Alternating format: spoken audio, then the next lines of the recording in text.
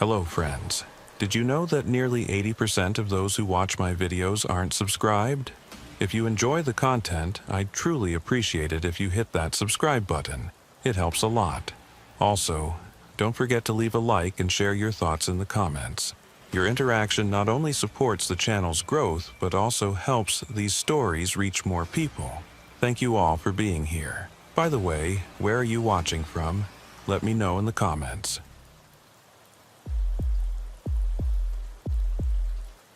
The call came in at 11:47 p.m. on a Tuesday night in October. I'd been Officer Thaddeus Brennan with the Millbrook Police Department for 8 years at that point, and I thought I'd seen everything a small town of 4,200 people could throw at me. Domestic disputes, drunk and disorderlies, the occasional meth lab bust in the trailer park on the outskirts of town. But nothing, absolutely nothing, could have prepared me for what I walked into that night at 1847 Sycamore Lane. Dispatch crackled through my radio as I was finishing up paperwork from a minor fender bender earlier that evening. Unit 23. We've got a noise complaint at 1847 Sycamore. Neighbor reports loud banging and what sounds like screaming. Complainant is a Miss Magnolia Whitmore, lives next door at 1845. I knew the street well. It was in the older part of town, where the houses were built in the 1920s, and most of the residents were either elderly folks who'd lived there their whole lives, or young families just starting out, attracted by the relatively cheap rent. The houses were close together, separated by narrow driveways and patches of yellowing grass. Unit 23 responding, I said into the radio, already heading for my patrol car. The October air had that sharp bite to it that meant winter was coming early this year. Dead leaves crunched under my boots as I walked to the cruiser, and somewhere in the distance a dog was barking incessantly. The drive to Sycamore Lane took less than 5 minutes. Millbrook wasn't big enough for anything to take longer than that. As I turned onto the street, my headlights swept across neat rows of small, 2-story houses with peaked roofs and narrow front porches. Most were dark at this hour, porch lights creating small pools of amber light that didn't quite reach the street. I pulled up in front of 1847 and killed the engine. The house looked like every other one on the block. White vinyl siding that needed a good power wash, black shutters, and a front door that had probably been red once, but had faded to a rusty brown. The windows were all dark, heavy curtains drawn tight. No car in the driveway, but there was a detached garage at the back of the property. Before I could even get out of the cruiser, I saw movement from the house next door. Miss Magnolia Whitmore was already coming down her front steps, wrapped in a quilted housecoat with her gray hair in curlers.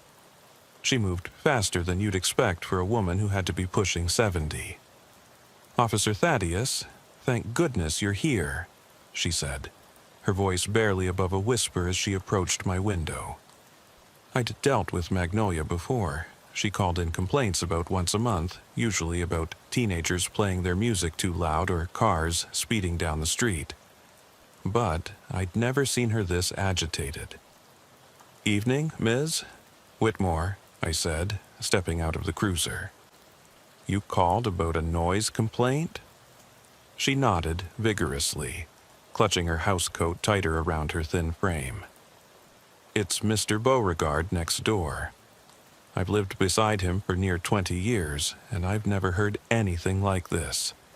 Started about an hour ago, this awful banging, like someone's throwing furniture around, and the screaming." She shuddered. "It don't sound right, officer. Don't sound human." I glanced at the dark house. Everything looked quiet now. "Is Mr. Beauregard living alone? Any family members who might be visiting?" "His wife passed 2 winters ago," Magnolia said. "Cancer. Since then, it's just been him. Beauregard Clemens is his full name. Keeps to himself mostly, but he's always been a quiet man. Works at the hardware store downtown, or at least he did. Haven't seen him go to work in maybe 2 weeks now. That detail made me pause. In a town like Millbrook, people noticed when routines changed. If Beauregard hadn't been going to work, something was definitely off. And you said the noises started an hour ago? Thereabouts. I was watching my shows when I heard this crash like glass breaking. Then the banging started. Rhythmic like, you know? Bang, bang, bang, always in threes. And between the banging, I swear I could hear someone crying or wailing, but muffled, like it was coming from deep inside the house. I made a note in my small notebook. Have you seen Mr. Beauregard recently? Magnolia thought for a moment. Come to think of it, no. Not for maybe 4 or 5 days. His mail's been piling up too. I can see it from my kitchen window. The mailbox is so full the door won't close proper. All right, Ms. Whitmore. I want you to go back inside and lock your door. I'm going to check on Mr. Beauregard. She grabbed my arm with surprising strength. Officer, I know I call you folks a lot, and maybe sometimes it's nothing. But this is different. There's something wrong in that house. I can feel it in my bones. I gently removed her hand. I'll be careful, ma'am. Please, go inside. I waited until she was back in her house, before approaching 1847. The front porch creaked under my weight, the wood soft with rot in places. The screen door hung slightly askew, and through it, I could see the main door was solid wood, painted that same faded red-brown. I knocked firmly. Mr. Beauregard Clemens? This is Officer Thaddeus Brennan with the Millbrook Police Department. I need you to come to the door, sir. Silence. I knocked again, harder this time. Mr. Clemens, I've received a complaint about noise from your residence. I need to speak with you. That's when I heard it. A sound that made the hair on the back of my neck stand up.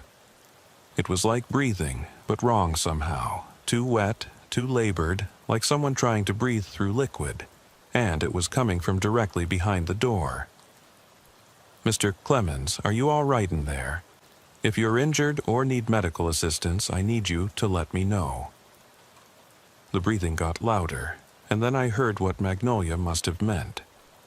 It wasn't quite screaming, wasn't quite crying. It was something in between, a keening sound that didn't seem like it could come from a human throat. But underneath it, barely audible, I could hear a voice, raspy and broken. Help. Me. That was all I needed. I tried the doorknob, locked. I took a step back and announced, Mr. Clemens, I'm coming in to check on your welfare.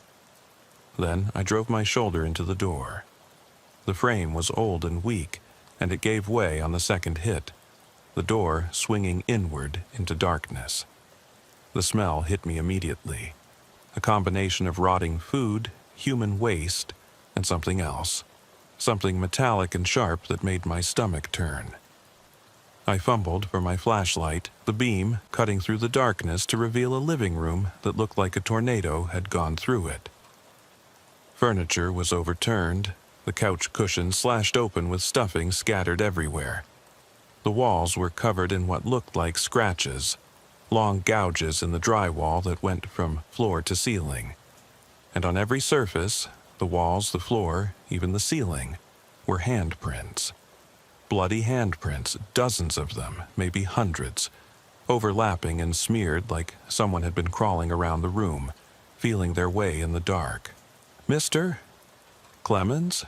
I called out, my hand instinctively moving to my service weapon. Sir, I need you to identify yourself and your location. The breathing sound came again, louder now, from somewhere deeper in the house.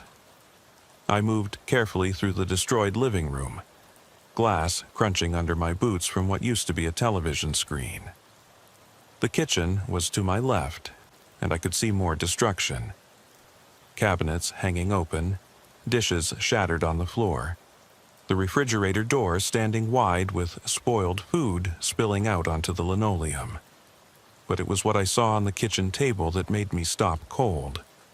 There were photographs spread out across the surface, dozens of them. Old photos, new photos, some that looked like they'd been taken with a Polaroid camera. They were all of the same woman, a middle-aged woman with kind eyes and graying hair. In some, she was smiling at the camera. In others, she was sleeping. But in the most recent ones, the ones that looked freshly developed, she was clearly dead. Her eyes were closed, her skin waxy and pale, and she was laid out in what looked like a basement or cellar. I picked up one of the photos with a trembling hand. On the back, in shaky handwriting, someone had written, "Margaret, day 12, she's getting better." Margaret. That must have been Beauregard's wife, the one Magnolia said had died 2 years ago from cancer. But these photos... A crash from upstairs made me jump. Then came that sound again. Bang, bang, bang. Exactly as Magnolia had described. 3 rhythmic hits, like someone pounding on a door or wall. I drew my weapon and moved toward the stairs. They were narrow and steep, typical of these old houses, and each step groaned under my weight. The banging continued, getting louder as I climbed. At the top of the stairs was a narrow hallway with 3 doors, 2 open, 1 closed. The closed door was where the banging was coming from. "Mr. Clemens, I'm Officer Brennan. I'm armed. I need you to step away from the door and identify yourself." The banging stopped. Then, in a voice that sounded like it was being dragged over broken glass, I heard, "She's cold. She's so cold. I need to warm her up. Sir, I need you to open the door, slowly. Can't leave her. She needs me. Been trying to warm her up, but she won't wake up." My mind was racing. If Beauregard's wife had died 2 years ago, who was he talking about? I thought about those photos downstairs, particularly the recent ones. A horrible suspicion was forming in my mind. "Mr. Clemens, I'm going to open this door. I need you to step back and keep your hands where I can see them." I tried the handle, locked from the inside. The door was older than the front door, solid wood, with an old-fashioned keyhole lock. I could probably kick it in, but I didn't know what was on the other side or what state Beauregard was in. "Beauregard, listen to me. I want to help you. I want to help Margaret. But you need to unlock this door." There was a long pause. Then I heard shuffling footsteps. The lock clicked, and the door swung open slowly. Nothing could have prepared me for what I saw in that room. Beauregard Clemens stood in the doorway, and I barely recognized him as human. He was skeletal thin, his clothes hanging off him in tatters. His hair was long and matted, his beard wild and unkempt. His fingernails had grown long and were caked with what looked like dried blood and dirt.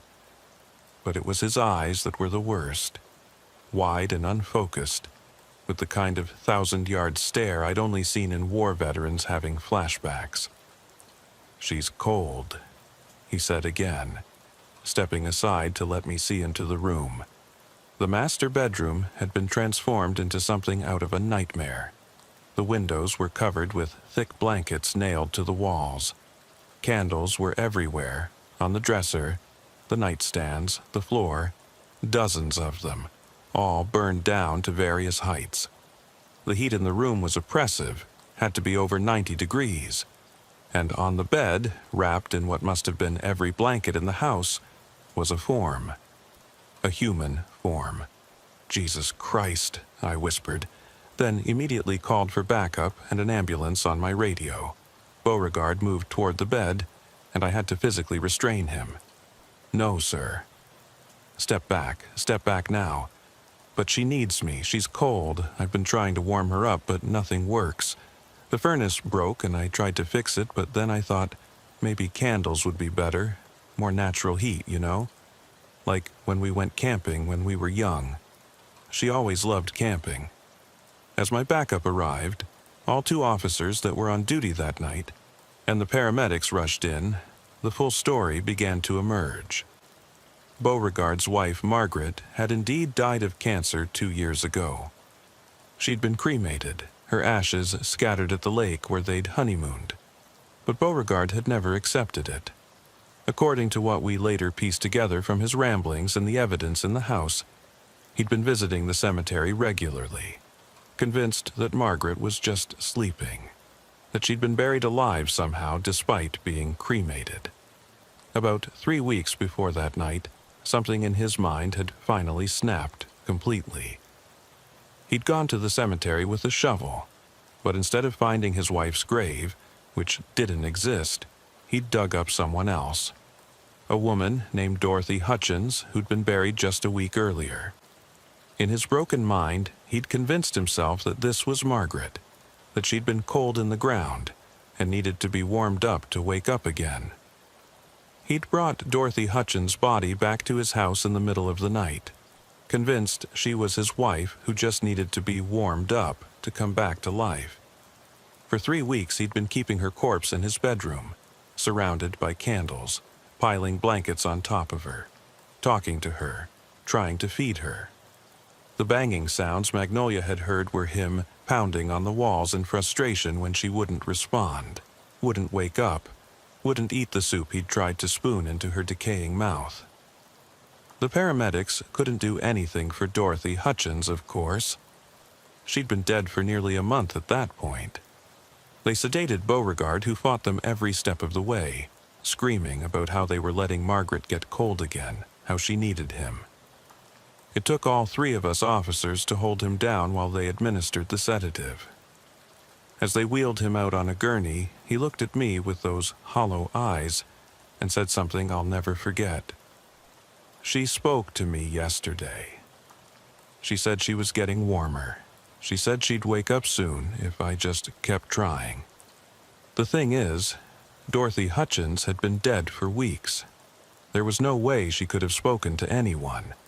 But the conviction in Beauregard's voice, the absolute certainty that he'd heard his wife's voice coming from that corpse, it chilled me to the bone. We had to call in the state police to help process the scene.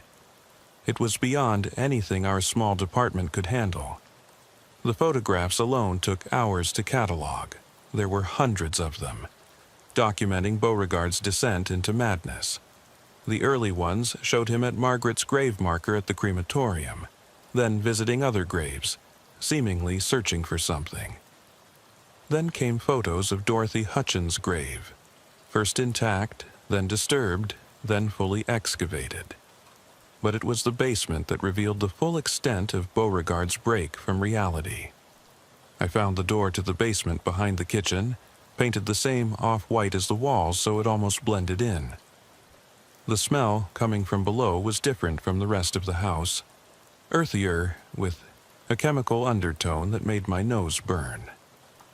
The wooden stairs were slick with something I didn't want to identify.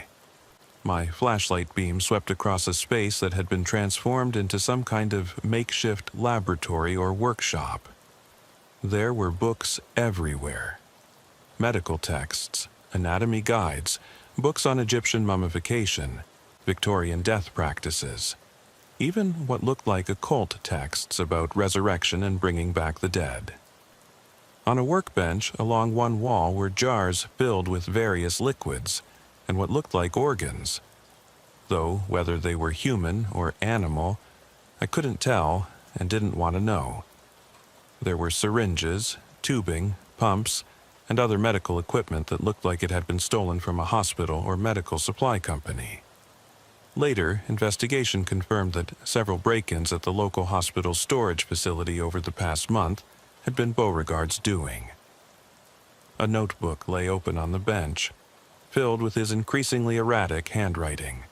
The entries started 3 weeks ago, right around the time he dug up Dorothy Hutchins. Day 1, retrieved Margaret from the cold ground. She's in a deep sleep, deeper than before. Body temperature 52 degrees Fahrenheit. Need to warm gradually to avoid shock. Day 3. No change. Tried heating blankets. Margaret's skin showing some discoloration, probably from the cold soil. Applied lotions and oils. Day 5. Margaret spoke. Just a whisper, but I heard her say my name. The warming is working. Increased room temperature to 85 degrees Fahrenheit. Day 8. Injection of formaldehyde seems to have helped with the skin degradation. Margaret is looking more like herself. Still won't eat. Maybe her throat is too dry. Day 11. The smell is getting stronger. Neighbors might notice. Bought more candles. The vanilla scent helps. Margaret opened her eyes today for just a moment. They looked different, clouded, but it was definitely her looking at me. Day 14. Fed Margaret soup through a tube today. Most came back up, but some stayed down. Progress. She's trying so hard to come back to me. I can feel it. Day 17. Margaret is moving. Just small twitches, but movement. The books were right. Death is just another state of being, one that can be reversed with proper care. The Egyptians knew this. We've just forgotten. Day 19. Something's wrong. Margaret won't stop crying. It's a low, constant moan. I think she's in pain. Increased the morphine dose. Borrowed from hospital. Need to make her comfortable. Day 21. They're coming. I can feel it. Someone knows. But I can't let them take her. Not when we're so close. She spoke today, full sentences. She said she loves me. She said she's cold, always cold. I've failed her. Need more heat, more candles, more time.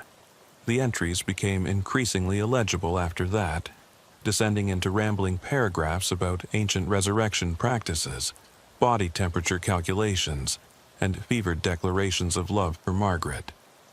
But there was something else in the basement that made my blood run cold.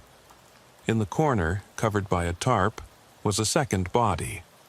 This one was male, elderly, and had been dead for maybe a week based on the decomposition.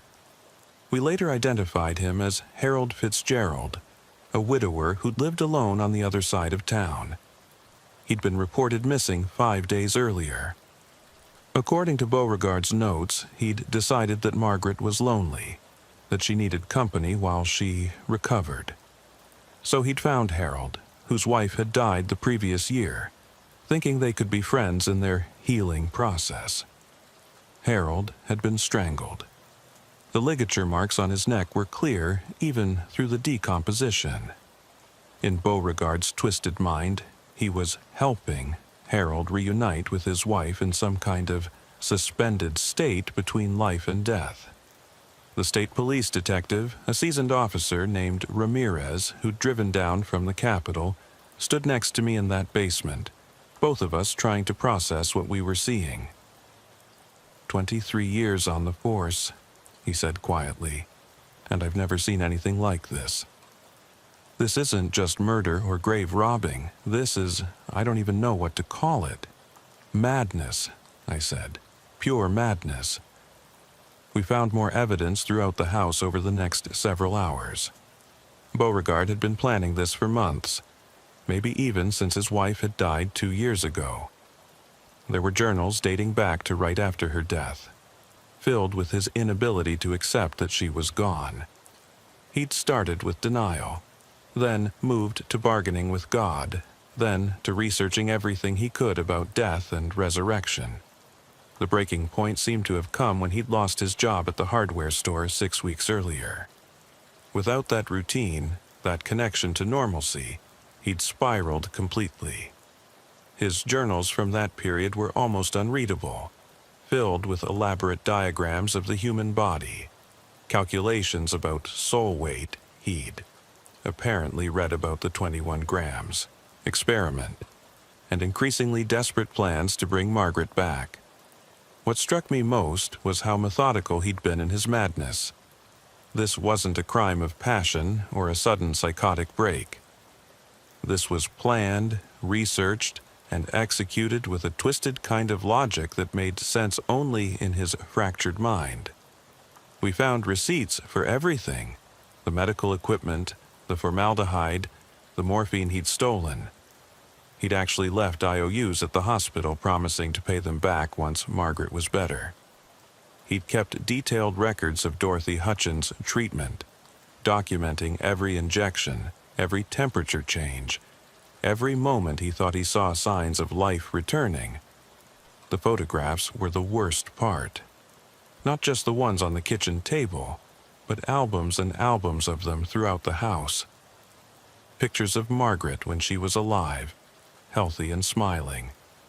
Pictures of her during her cancer treatment, growing thinner and paler. Pictures of her in the hospital near the end. And then the pictures after. Pictures of an empty coffin. He'd apparently broken into the funeral home before the cremation. Pictures of other people's graves. And finally, those horrible pictures of Dorothy Hutchins' corpse positioned in various poses, dressed in Margaret's clothes, surrounded by Margaret's things. As we were processing the scene, Magnolia knocked on the door. She'd been watching from her window all night, and now, as dawn broke over Millbrook, she stood on the porch with a pot of coffee and a plate of sandwiches for the officers. "I knew something was wrong," she said, her hands shaking as she poured coffee into paper cups she'd brought. "But I never imagined... Is it true what they're saying? That he dug someone up?" I couldn't give her details, but I nodded. "Mr. Clemens is very sick, Miss Whitmore.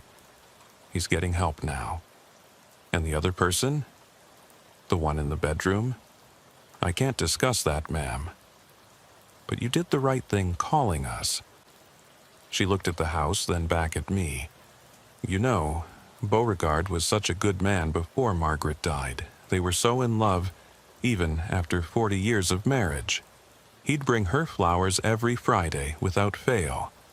When she got sick, he took early retirement to care for her. Spent every moment by her side." "Sometimes love can make people do terrible things," I said. "No," Magnolia said firmly. "Love doesn't do this. Grief does. Grief that's been left to fester and rot, just like..." She trailed off, unable to finish the thought. She was right, of course. What we'd found in that house wasn't about love. It was about an inability to let go. About grief so profound it had warped reality itself in Beauregard's mind. The Hutchins family had to be notified, which fell to me as the first responding officer. I've had to deliver death notifications before, but this was different. How do you tell someone that their loved one's body has been stolen and kept in a madman's bedroom for 3 weeks? How do you explain that level of desecration? Dorothy's daughter, Patricia, lived 2 towns over. She was a school teacher, married with 2 kids. When I knocked on her door at 7 a.m., she knew immediately something was wrong. Police don't make social calls at that hour. "Is it about Mom?" she asked, which confused me at first since her mother had been dead for a month. It turned out that Patricia had been having nightmares for the past 3 weeks, dreams where her mother was calling for help, saying she was cold and couldn't breathe. She'd even gone to the cemetery twice to check on the grave, finding it undisturbed both times. Beauregard had been very careful to make it look normal from above after he'd dug down from the side. "I know this sounds crazy," Patricia said, tears streaming down her face. But I felt like something was wrong. Like Mom wasn't at peace. I didn't tell her about Beauregard's journal entries claiming Dorothy had spoken to him. Some things are better left unsaid. The story made national news, of course. Small-town horror. Man keeps corpse in bedroom, believes it's his dead wife. The media descended on Millbrook like vultures, interviewing anyone who would talk. Most people refused, closing ranks the way small towns do when faced with outside scrutiny. But some talked. Beauregard's co-workers at the hardware store described how he'd gradually become more erratic after Margaret's death, talking to himself, claiming he'd seen her in the aisles. Customers reported that he'd sometimes forget where he was, calling out for Margaret in the middle of helping someone find the right screws or paint. The hospital administration had to answer questions about how someone could steal medical equipment and drugs without being caught. It turned out Beauregard had worked there briefly as a janitor 15 years earlier and still remembered the layout, the shift changes, the security weak points. The psychological evaluation of Beauregard Clemens became a case study that would be discussed in psychiatric journals for years to come. Dr. Helena Morrison, the state-appointed psychiatrist who examined him, later told me it was the most severe case of complicated grief disorder she'd ever encountered, combined with what she called Cotard's delusion in reverse. Cotard's delusion is when someone believes they themselves are dead, she explained during the trial preparation. But Beauregard had developed the opposite, an absolute inability to accept that someone else was dead. His mind had created an elaborate framework where death was just a reversible state, like sleep or coma. Beauregard was being held at the state psychiatric facility, and I had to visit him several times for follow-up questions and court preparation. Each visit was more disturbing than the last. The first time, about a week after the arrest, he was still in acute psychosis. He didn't recognize me, kept calling me by his brother's name. His brother had died in Vietnam, we later learned, and insisted that I help him file a missing persons report for Margaret. He claimed the people at the hospital had stolen her while he was sleeping. They took her because she was getting better, he said, gripping my hands across the metal table in the interview room. His fingers were ice cold, his nails still dirty despite the hospital's attempts to clean him up. She was talking, officer. She was coming back to me, and they couldn't stand it. They don't want people to know that death can be reversed. The second visit, 2 weeks later, the antipsychotic medications had started to work, but in some ways that made things worse. The fog of delusion was lifting, and glimpses of reality were breaking through. He knew something terrible had happened, but couldn't quite grasp what. "I had Margaret with me, didn't I?" he asked, his voice uncertain. "But that's impossible." "Margaret died. I remember the funeral. I remember scattering her ashes at Lake Morrison. So who was in my house?" When I told him about Dorothy Hutchins, he broke down completely. Not crying. It was something deeper, more primal. A keening sound that made the guards rush in, thinking he was having a medical emergency. It was the sound of a mind finally, truly breaking under the weight of what it had done. But it was Harold Fitzgerald's murder that would ensure Beauregard never walked free again. While the grave robbing and abuse of a corpse were serious crimes, the intentional killing of Harold was first-degree murder. The prosecutor, a sharp young woman named Jessica Thornton, built her case methodically. The trial was moved to the state capitol due to the media attention. The courtroom was packed every day, half with reporters and half with locals from Millbrook who'd made the 2-hour drive to watch justice being served.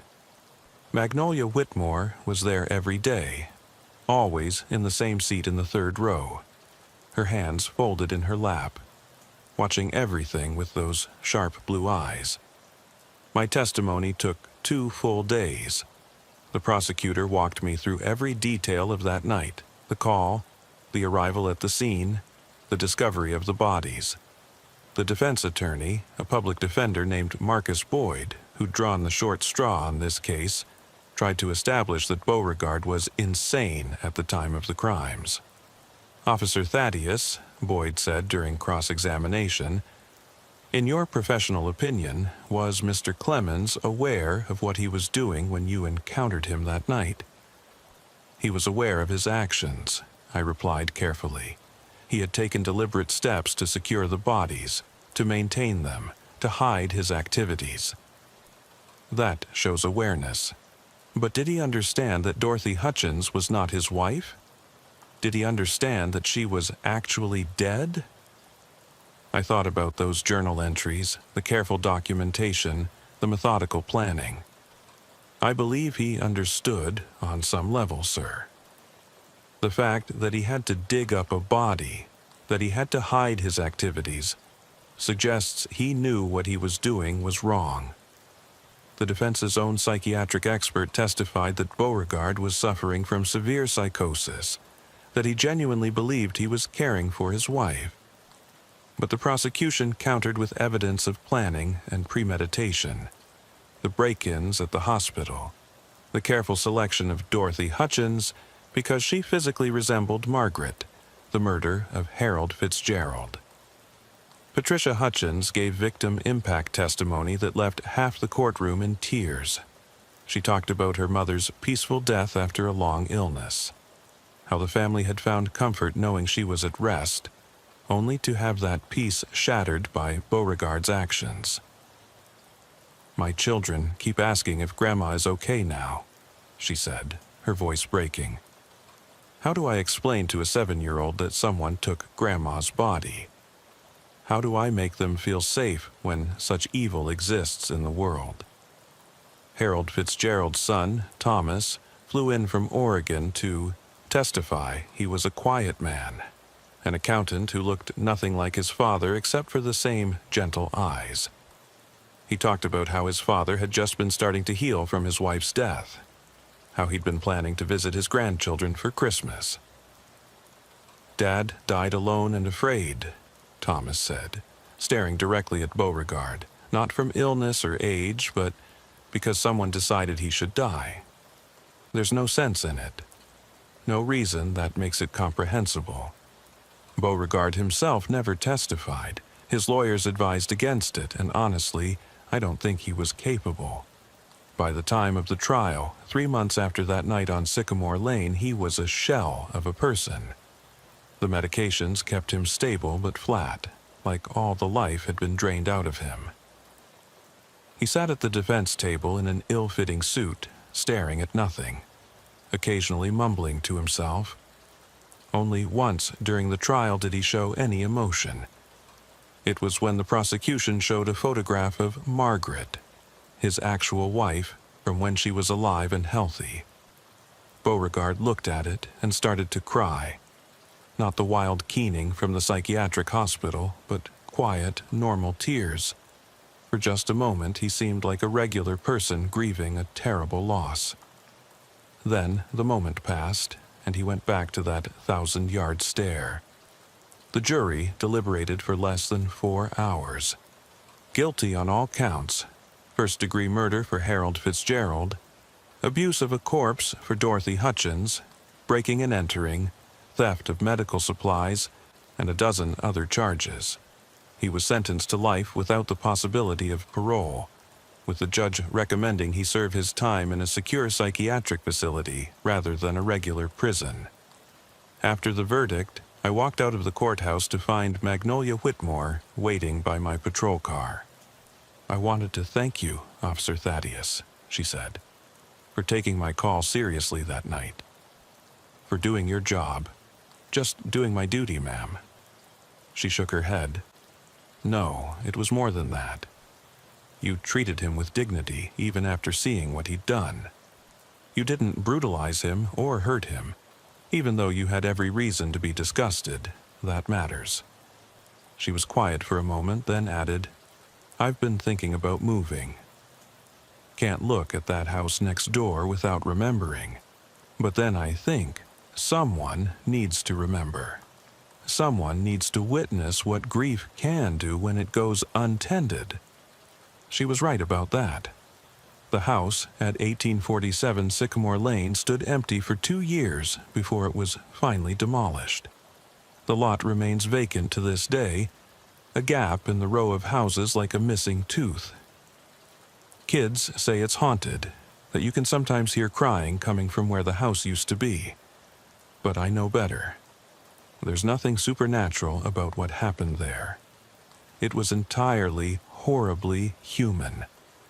The case changed me as a police officer. I'd always thought the worst calls would be the violent ones. The bar fights, the domestic disputes, the drug deals gone wrong. But this taught me that the most disturbing cases are the ones where love goes wrong, where grief becomes madness, where the human mind breaks in ways you never thought possible. I started paying more attention to the welfare checks after that. Started really looking at people when I talked to them, watching for signs of that kind of deep, untreated grief. I pushed the department to partner with mental health services, to get crisis counselors involved earlier.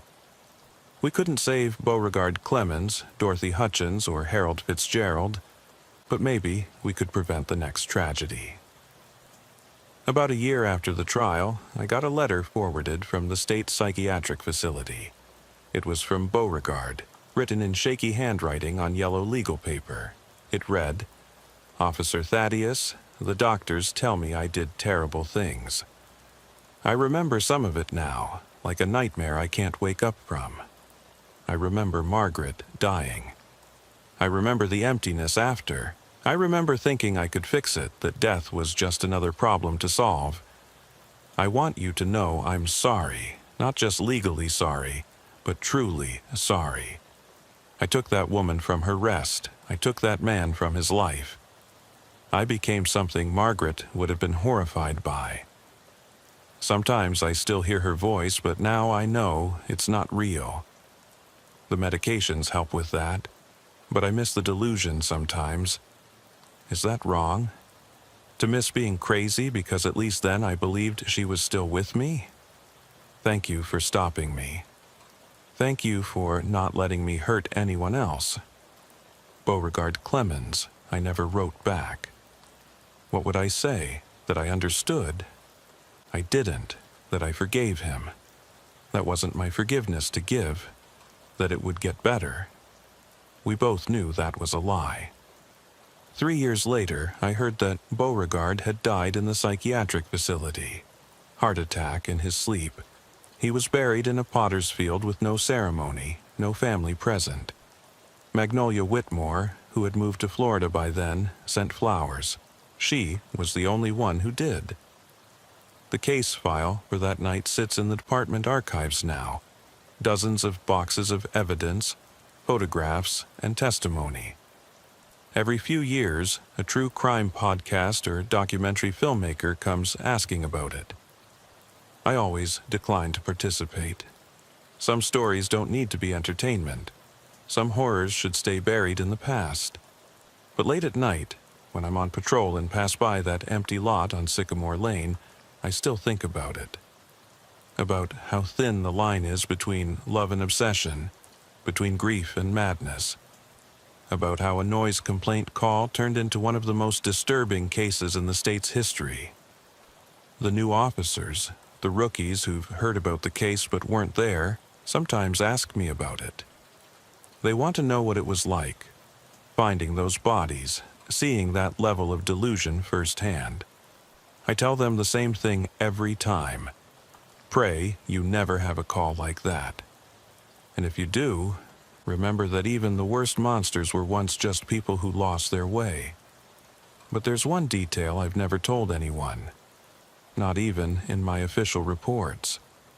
When we were processing the scene, when I was in that overheated bedroom with all those candles, I could have sworn I heard something. Just for a moment, so quiet I thought I'd imagined it. A woman's voice, thin and distant, saying, "Help me." It was probably just the wind through the old house's cracks, or my mind playing tricks after the stress of the scene. But sometimes in my dreams, I still hear it. And in those dreams I can never tell if it's Margaret calling out from beyond, Dorothy crying for peace, or just the echo of Beauregard's broken mind, still trying to bring back the dead. The truth is, some cases never really close. They stay with you, filed away in the back of your mind, surfacing at unexpected moments. A couple holding hands on the street makes you think of Beauregard and Margaret in better times. A funeral procession reminds you of Dorothy Hutchins, stolen from her rest. An elderly man walking alone brings Harold Fitzgerald to mind, his last moments of terror. That's the real horror of this job. Not the blood, or the violence, or even the death. It's seeing how easily love can turn to madness, how quickly a normal person can become something unrecognizable. It's knowing that somewhere out there, right now, another Beauregard is sitting alone in a house, listening to the voice of someone who isn't there, planning something terrible in the name of love. 5 years have passed since that night on Sycamore Lane. 5 years, and I still can't drive past that empty lot without feeling a chill run down my spine. But what happened last month made me realize the story wasn't really over. It never really is with cases like this. It started with another noise complaint of all things. Different address, 2214 Elm Street, on the other side of town. The caller was an elderly man named Mr. Peterson, who said his neighbor had been making strange noises all night. Banging, he said. Rhythmic banging, always in threes. My blood went cold when I heard that. I took the call myself, even though I was doing paperwork that night and could have sent one of the younger officers. Something told me I needed to handle this personally. The house on Elm Street was newer than the ones on Sycamore, a 1950s ranch style with aluminum siding and a neat lawn. Nothing about it screamed danger or madness, but I'd learned that the worst horrors often hide behind the most ordinary facades. The homeowner was a woman named Gladys Turner, 67 years old, retired nurse. When she answered the door, she looked perfectly normal. Gray hair in curlers, wearing a floral housecoat, bifocals perched on her nose, but her eyes had that same 1,000-yard stare I'd seen in Beauregard's. "Officer," she said pleasantly, as if she'd been expecting me. "Would you like some tea? I just made a fresh pot." "Ma'am, we've had a complaint about noise coming from your residence. Have you been doing any late-night repairs or moving furniture?" She tilted her head, considering. "Oh, that must be Harold. He gets restless at night sometimes. Would you like to meet him?" Harold. The name hit me like a punch to the gut. Harold Fitzgerald had been the man Beauregard murdered. "Ma'am, who is Harold?" "My husband, of course. He's been poorly lately, but he's getting better, much better. Come in, come in." Every instinct told me not to go in alone, but I needed to know. I called for backup, telling them to arrive quietly, no sirens, then followed Gladys into her house. The inside was immaculate, obsessively clean. It smelled of potpourri and disinfectant, with an underlying scent of something medicinal. Photos covered every surface, all of the same man. A heavy-set fellow with kind eyes and a white beard. In some photos he was young, in others middle-aged, and in the most recent ones elderly and frail. Harold and I were married for 43 years, Gladys said, leading me down a hallway. He passed last month, heart attack, but death isn't really the end, you know. Officer Brennan proved that. I stopped cold. Officer Brennan? Do you mean Officer Thaddeus Brennan? She turned to me with a smile that made my skin crawl. Oh, yes, you. You're the one who found Mr. Clemens. I've read all about it. Every article, every report I could get my hands on through the Freedom of Information Act. You see, Mr. Clemens was right about everything. He just went about it wrong. Ma'am, where is Harold? In our bedroom, of course. Where else would he be? She opened the door to the master bedroom, and the smell hit me immediately. Formaldehyde, decay, and something else. Something chemical and wrong. But the room was empty except for a perfectly made bed and more photos of Harold. He's shy around strangers, Gladys said, walking to the closet. Harold, dear, we have a visitor. She opened the closet door, and there he was. Harold Turner, dead for at least a month, propped up in the closet wearing a suit and tie. His skin was waxy and discolored, his eyes sewn open.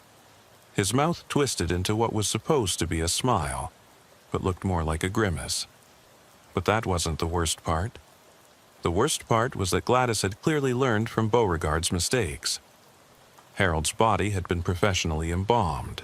She'd been a nurse after all, and knew how to preserve tissue. She'd installed a complex system of pulleys and wires, like a marionette, that allowed her to make him move and wave. "Say hello to Officer Brennan, Harold," she said, pulling a string that made the corpse's arm rise in a grotesque parody of a wave. I immediately called for that backup to hurry, and tried to keep Gladys calm and talking while we waited. "Mrs. Turner, how long has Harold been like this?" "Since the day after his funeral," she said proudly. "I couldn't let them bury him." Not when I knew there was another way. Mr. Clemens showed us the way, even if he failed in the execution. You see, he tried to warm the body from the outside, but warmth has to come from within. That's why I've been injecting Harold with heated fluids every 4 hours. It's keeping his organs from completely shutting down. "Ma'am, Harold is dead. What you're doing, this isn't bringing him back." Her face darkened. "That's what they said about Mr. Clemens, too. But I've made improvements. I've been giving Harold electrical stimulation therapy, small shocks to restart the nervous system. And look." She pulled another string, and Harold's mouth opened and closed like a ventriloquist's dummy. From somewhere in the closet, a small speaker played a recording of a man's voice saying, "I love you, Gladys. He talks to me," she said, tears streaming down her face. "Every night he tells me he loves me." My backup arrived then, 2 officers who'd been on the force less than a year. They took one look at the scene and had to step outside. Can't say I blamed them. We arrested Gladys without incident. She went quietly, only asking if she could kiss Harold goodbye. I didn't let her. As the paramedics removed Harold's body, she called out to him, "Don't worry, dear. I'll be home soon. Keep taking your medicine." The investigation revealed that Gladys had been planning this since the day she'd read about Beauregard's case online. She'd seen him not as a cautionary tale, but as a pioneer who'd simply lacked the medical knowledge to succeed. She'd stolen embalming fluid from the funeral home where Harold was supposed to be buried, had taken his body from the coffin the night before the burial, replacing it with sandbags. She'd kept detailed notes just like Beauregard, but hers were more clinical, more precise. Temperature readings, chemical formulations, electrical voltage calculations. She'd even been corresponding with other people online who believed death could be reversed, sharing techniques and theories. There was a whole community of them, it turned out, inspired by Beauregard's case. The prosecutor, the same Jessica Thornton who'd handled Beauregard's case, looked exhausted when she met with me. "It's happening again," she said, "and it's going to keep happening. Beauregard opened a door that we can't close." She was right. In the months following Gladys Turner's arrest, 3 more similar cases were reported across the state. All elderly people who'd lost spouses, all inspired by what they called the Clemens method. The state had to form a task force specifically to deal with what they termed post-mortem delusion crimes. Gladys was found incompetent to stand trial and was sent to the same psychiatric facility where Beauregard had died. During her evaluation, she told the psychiatrist that she'd been visited by Beauregard's spirit, that he'd told her she was doing God's work. "Death is just a door," she said, "and we're learning how to unlock it." I visited Magnolia Whitmore in Florida after Gladys's arrest. She was living in a nice retirement community near Orlando, spending her days playing cards and swimming in the pool. But when I told her about Gladys Turner, about the copycat cases, she wasn't surprised.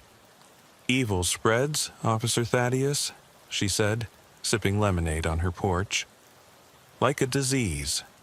One person does something unthinkable, and it gives others permission to do the same. That's why I had to leave Millbrook. The shadow of what happened was growing longer, not shorter. She was quiet for a moment, then asked, "Do you ever wonder if Beauregard was onto something?" Not the grave robbing or the murder, God, no. But the idea that we don't really understand death, that maybe the line between life and death isn't as clear as we think? "No," I said firmly. "Death is death. Everything else is just people unable to accept reality." But even as I said it, I thought about that voice I'd heard in Beauregard's house. The woman's voice saying, "Help me." I'd never mentioned it to Magnolia, never told anyone. But sometimes, late at night, I wondered. The empty lot on Sycamore Lane has been sold now. A young couple from the city bought it, planning to build their dream home. They don't know the history, and the real estate agent didn't tell them. I thought about warning them, but what would I say? That the ground is cursed, that madness seeps into the soil. I drove by there yesterday. They've already broken ground, the foundation being poured. The construction workers were laughing, music playing from a radio. Life moving on, the way it always does. But I noticed something that made me pull over and look closer. In the freshly disturbed earth, there were flowers growing. Not planted flowers, wild flowers that had sprouted on their own. Purple foxgloves, which I remembered from my grandmother's warnings, were poisonous. They were growing in a perfect rectangle, exactly where Beauregard's bedroom had been. When I got home that night, there was a package waiting for me. No return address, but postmarked from the state psychiatric facility. Inside was a journal, leather-bound and water-stained. The first page had a note. Officer Brennan found this hidden in Gladys Turner's room after she passed. Thought you should have it. Dash Dr. Morrison. Gladys had died? I called the facility immediately. Heart attack, they said, just like Beauregard. Died in her sleep, peacefully. They'd found her in the morning, smiling. I opened the journal. It was Beauregard's, the one we'd never found during our investigation. The one where he'd first started planning everything. But the last entry was new, written in Gladys's shaky hand. He was right. Beauregard was right. I can see it now, as my own time approaches. Death isn't an ending. It's a transformation. The body fails, but something remains. Something that can be called back if you know how. If you're brave enough, if you love enough. Officer Brennan will read this. He's the keeper of our story now, whether he wants to be or not. He heard Margaret's voice that night. He knows the truth, even if he won't admit it. The work will continue. Others will take up where we failed. Each attempt brings us closer to the answer. One day, someone will succeed where Beauregard and I failed. Someone will bring back the dead. And on that day, Officer Brennan, you'll understand that we weren't crazy. We were just ahead of our time. Until we meet again, and we will meet again. Gladys Turner. I burned the journal that night, watched it turn to ash in my fireplace. But her words stayed with me. They always will. Because here's the thing I've never told anyone, the thing that keeps me awake at night. When we found Harold Fitzgerald's body in Beauregard's basement, the coroner said he'd been dead for about a week. But I could swear that when I first saw him under that tarp, I saw his chest move. Just once, just slightly, like he was taking a breath. It was probably a trick of the light, probably my exhausted mind playing games after the trauma of that night. Probably nothing. Probably. But sometimes when I'm alone on patrol, driving past the cemetery or responding to a welfare check on an elderly person who's lost their spouse, I think about Beauregard and Gladys. I think about their absolute conviction that death could be reversed. And I wonder, God help me, I wonder, What if they weren't completely wrong? What if they were just missing one crucial piece of the puzzle? I've put in for early retirement. 30 years on the force is enough. The chief thinks it's because of the accumulated stress of cases like Beauregard's, and he's not wrong. But it's more than that. It's the fear that one day I'll respond to another noise complaint, find another grieving spouse with a corpse in their bedroom, and instead of being horrified, I'll be curious. The young officers, they don't understand why cases like Beauregard's and Gladys's are different from regular homicides. They see it as just another category of crime, grave robbing, abuse of a corpse, murder. But they don't understand that these aren't crimes of violence or greed or passion. They're crimes of love. Twisted, deformed, monstrous love, but love nonetheless. And love, as I've learned, is the most dangerous force in the universe.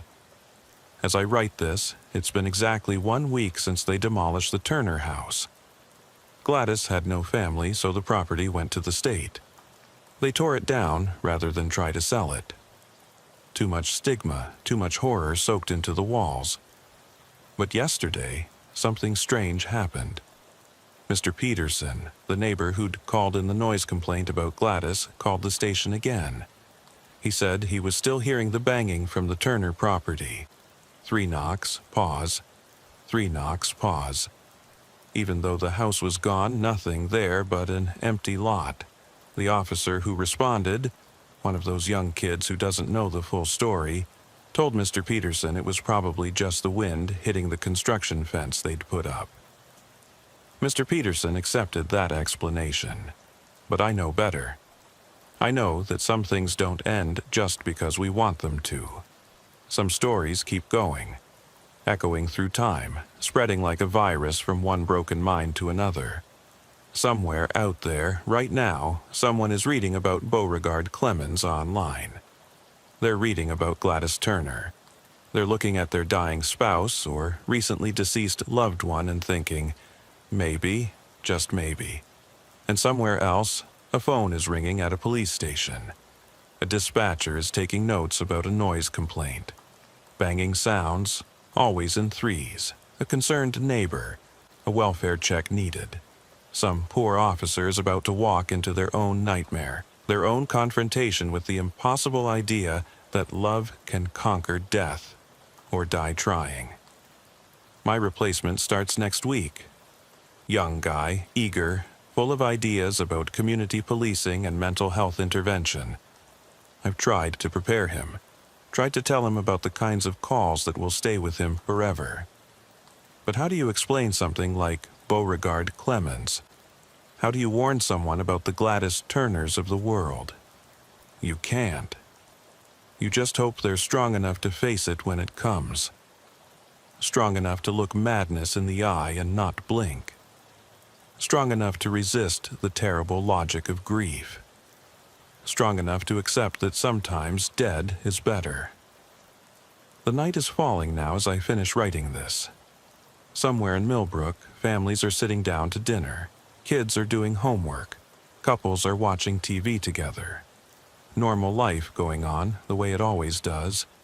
But I know that in one of those houses, maybe on a quiet street like Sycamore or Elm, someone is sitting alone in the dark, listening to the voice of someone who isn't there anymore.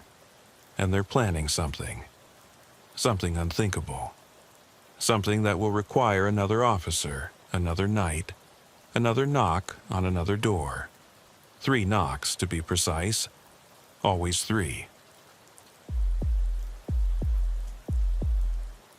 I've been Officer Bartholomew Ridge with the Cedarbrook Police Department for 12 years, and in a town of 3,800 people, you get to know the rhythms of the place. You know who drinks too much on Fridays, whose kids sneak out at night, which couples fight but never file reports. You become part counselor, part enforcer, part guardian angel for a community that's small enough that everyone knows everyone else's business, but big enough that secrets can still fester in the dark corners. The call came in on a Thursday afternoon in late November. just as the first real cold snap of winter was settling over our little corner of rural Pennsylvania. I was finishing up some paperwork at the station when our dispatcher, Betty, flagged me down. "Bartholomew got a welfare check request for you. Cornelius Blackwood, out on Old Mill Road." I knew Cornelius, or at least knew of him. 83 years old, lived alone in his family's farmhouse about 4 miles outside town proper. He'd been something of a fixture in Cedar Brook for as long as anyone could remember. A retired chemistry professor from the state college, widowed for the past 15 years, kept to himself mostly, but not in an unfriendly way. Just a quiet old man living out his final years in the house where he'd been born. "Who called it in?" I asked, already reaching for my jacket. "Evangeline Morse. Says she's his niece, calling from Philadelphia. Claims she hasn't been able to reach him for 2 weeks, which is unusual. He normally calls her every Sunday."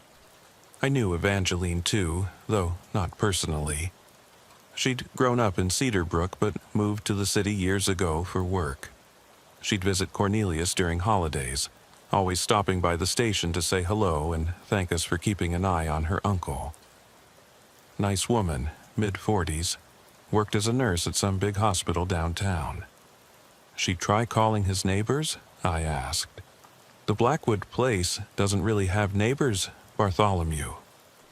Nearest house is the old Henley farm, and that's been empty for 3 years. That was true. Cornelius lived in one of the most isolated spots in our jurisdiction, surrounded by fallow fields and encroaching forest. The kind of place where you could scream for help and no one would hear you." "All right, I'll head out there now." Probably just his phone giving him trouble again. Cornelius was notorious for his distrust of modern technology. He still had a rotary phone from the 1970s that broke down every few months. The drive out to Old Mill Road took about 15 minutes. The road itself was poorly maintained, more patches than original asphalt, winding through increasingly dense woodland. The trees were bare now, their skeletal branches reaching across the road like grasping fingers. My patrol car's heater was working overtime, but I could still see my breath misting in the air. The Blackwood farmhouse sat at the end of a long gravel driveway, a 2-story colonial that had probably been white once, but had faded to a tired gray. The roof needed work. I could see missing shingles even from the driveway, and the wraparound porch was sagging on one side. But there was smoke coming from the chimney, which was a good sign. At least the old man was keeping warm.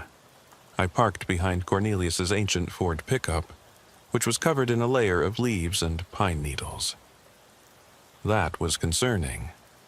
It looked like it hadn't been moved in a while. The mailbox at the end of the driveway had been full when I passed it, stuffed with what looked like weeks of accumulated mail. I knocked on the front door, the sound echoing hollow through the house. "Mr. Blackwood? It's Officer Bartholomew Ridge with the Cedar Brook Police. Your niece asked me to check on you, sir." No response. I knocked again, harder. "Mr. Blackwood? Cornelius? I need you to come to the door or answer me, sir." Still nothing, but I thought I heard something inside, a shuffling sound, like someone moving around slowly. Old hardwood floors in these farmhouses creaked with every step, and I was definitely hearing movement. I tried the doorknob, locked. I walked around to the side of the house, peering through windows. The curtains were drawn on all of them, but through a gap in the kitchen window covering I could see dishes piled in the sink, food left out on the counter. That wasn't like Cornelius at all. From what I knew of him, he was fastidiously neat, the kind of old bachelor who kept everything in perfect order. "Mr. Blackwood, I'm getting concerned here. If you don't respond, I'm going to have to enter the property to check on your welfare." That shuffling sound again, closer to the door this time. Then, finally, a voice, thin, reedy, but definitely Cornelius. Go away. I'm fine. Mr. Blackwood, I need to see you, sir. Your niece is worried. Can you open the door? Tell Evangeline I'm fine. Just leave me be. There was something in his voice that set off my internal alarms. Not just the usual cranky old man wanting to be left alone. There was fear in it. Real, palpable fear. Sir, I can't do that. I need to visually confirm you're okay. It's procedure. You can open the door just a crack if you want, but I need to see you. Long pause. Then the sound of multiple locks being undone. Deadbolts, chain locks, more than I remembered being on that door the last time I'd been out here about a year ago for a similar check. The door opened maybe 3 inches, held by a new chain lock. Through the gap, I could see a sliver of Cornelius's face. He looked terrible, gaunt, unshaven, with dark circles under his eyes like he hadn't slept in days. But more than that, his eyes were darting around, looking past me, scanning the yard behind me like he expected something to jump out of the woods. See? I'm fine. Now go. Mr. Blackwood, you don't look fine. When's the last time you ate a proper meal or slept? That's none of your concern, officer. Actually, it is. Your niece is worried, and frankly, so am I. Can I come in? Just for a few minutes? No. The vehemence of his response surprised us both. He seemed to realize how that sounded and tried to soften it. I mean, no, thank you. I'm not feeling well. Might be contagious. Flu season, you know. Sir, if you're sick, that's even more reason for me to check on you. Do you need medical attention? I need to be left alone. He started to close the door. I put my hand on it, gently but firmly, keeping it open. Cornelius, talk to me. What's going on? This isn't like you. He looked at me then, really looked at me, and I saw something in his eyes I'd seen before in other circumstances. The look of someone who desperately wanted to tell the truth but was too terrified to do so. You wouldn't believe me if I told you, he whispered. Try me. I've been doing this job for 12 years. I've heard everything. He laughed, but there was no humor in it. Not this. Not this. Is someone threatening you? Are you in some kind of trouble? Someone? He laughed again, that same bitter sound. No, officer. Not someone. Something. Before I could respond, his eyes went wide, looking at something over my shoulder. He slammed the door shut, and I heard the locks engaging rapidly, one after another. I turned around, hand instinctively going to my service weapon. There was nothing there, just my patrol car, the overgrown yard, the woods beyond. But the woods did seem darker than they should be for 3 in the afternoon, and there was a strange smell in the air. Something organic and wrong, like compost mixed with copper. I knocked on the door again, but Cornelius wouldn't respond. I could hear him moving around inside, talking to himself in a low, agitated voice. I couldn't make out the words, but the tone was clear, panic, barely controlled. I called Betty at dispatch. I need backup out at the Blackwood place. Something's not right here. What kind of not right? She asked. I'm not sure yet. The subject is exhibiting signs of extreme paranoia, possible mental health crisis. But Betty, bring Tom or Marcus, someone with experience. This feels off. While I waited for backup, I walked the perimeter of the property. The house was in worse shape than I'd initially thought. Several windows on the 2nd floor were boarded up from the inside, and I could see what looked like salt lines on some of the windowsills. The back door had been reinforced with new locks and what appeared to be steel brackets. In the backyard, things got stranger. There were holes dug seemingly at random, each about 3 feet deep, maybe a dozen of them scattered around. Next to one of the fresher holes was a shovel and a bucket filled with what looked like a mixture of salt, iron filings, and something else I couldn't identify. The smell was coming from these holes. that rotting, copper scent that made my stomach turn. But it was what I found in the old barn that really set my nerves on edge. The doors were chained shut from the outside, padlocked with a heavy-duty lock that looked brand new. Through a gap in the wood, I could see that the inside had been cleared out, all the old farming equipment pushed to the sides. In the center of the barn floor was a large circle drawn in what looked like white paint or chalk, filled with symbols I didn't recognize. They weren't any kind of graffiti I'd seen before.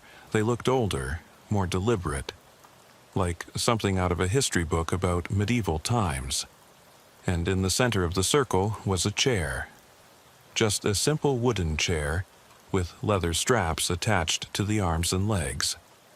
The straps were worn, like they'd been used recently and repeatedly. There were dark stains on the floor around the chair that looked suspiciously like dried blood. I was reaching for my radio to update dispatch when I heard a car approaching. But it wasn't one of our patrol cars. It was a black sedan with Philadelphia plates. Evangeline Morse had decided to check on her uncle in person. She got out of the car looking worried but put together, dressed in hospital scrubs under a heavy coat. "Officer Ridge, I remember you.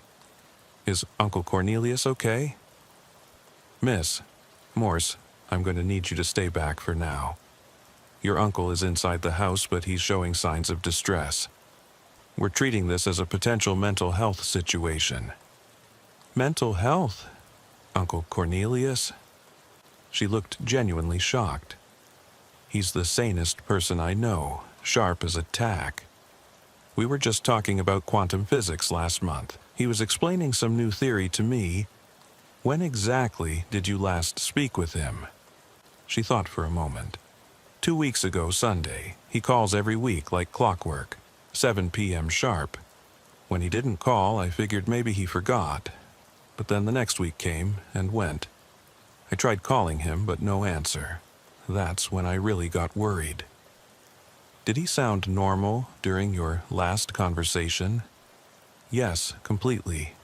We talked about my work, about the early snow this year, about—" She paused, frowning. "Actually, now that I think about it, he did mention something odd. He said he'd been having trouble with animals getting into the house. Raccoons or something. Said they were acting strange, aggressive. He was thinking about calling an exterminator." "Animals?" I looked back at the house with its boarded windows and reinforced doors.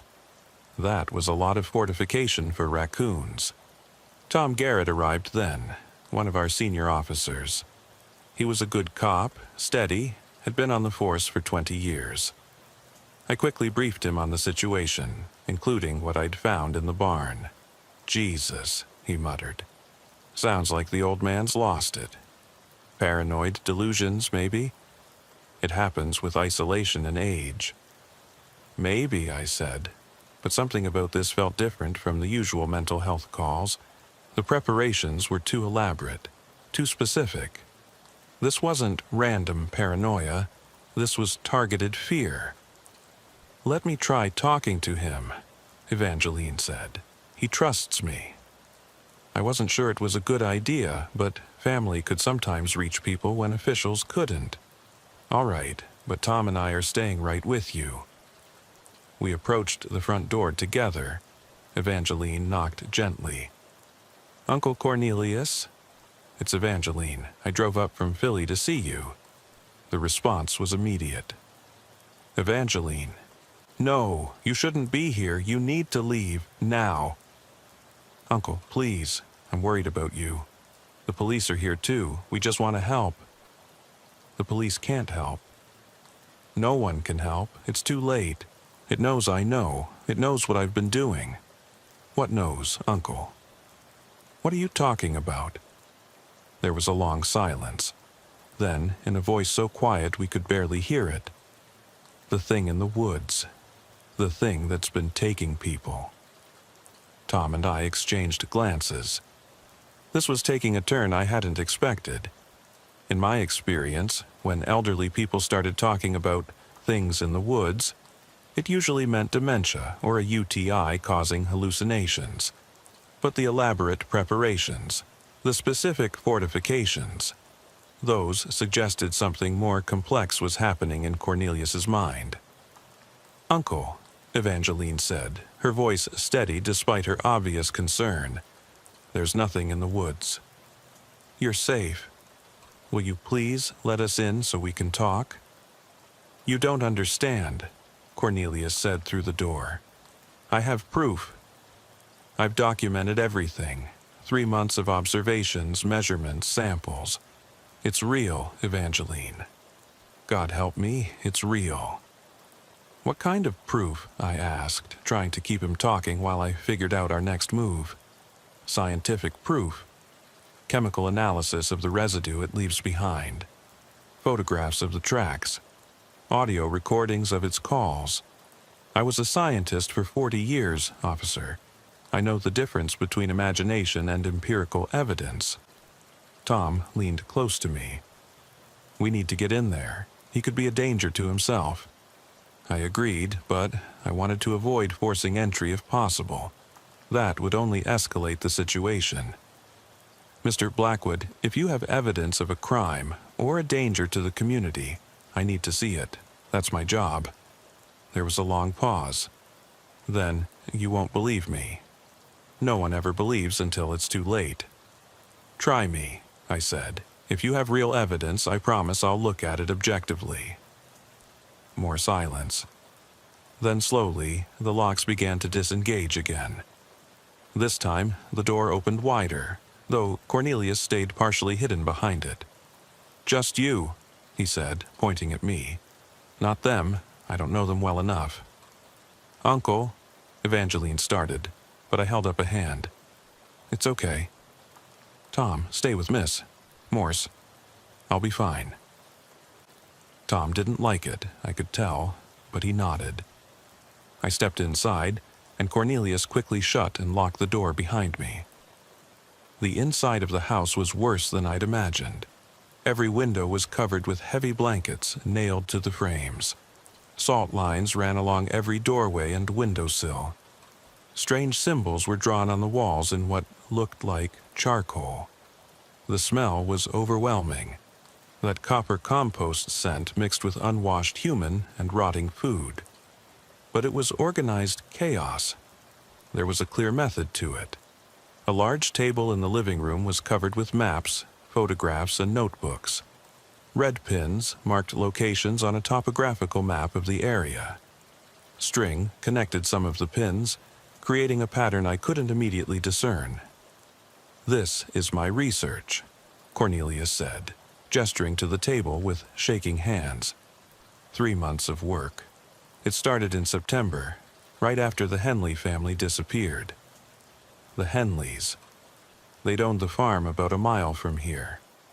One day, in early September, they'd just vanished. Parents and 2 teenage kids left everything behind, including their cars and wallets. It had been big news for a few weeks. The official theory was that they'd been in financial trouble and had run off to start over somewhere else, but no one really believed it. You don't leave without taking anything, not even a change of clothes. "You think something happened to the Henleys?" I asked. "I know something happened to them," Cornelius said. He pulled out a notebook, flipping to a page covered in his neat handwriting. September 3rd, 2:47 a.m.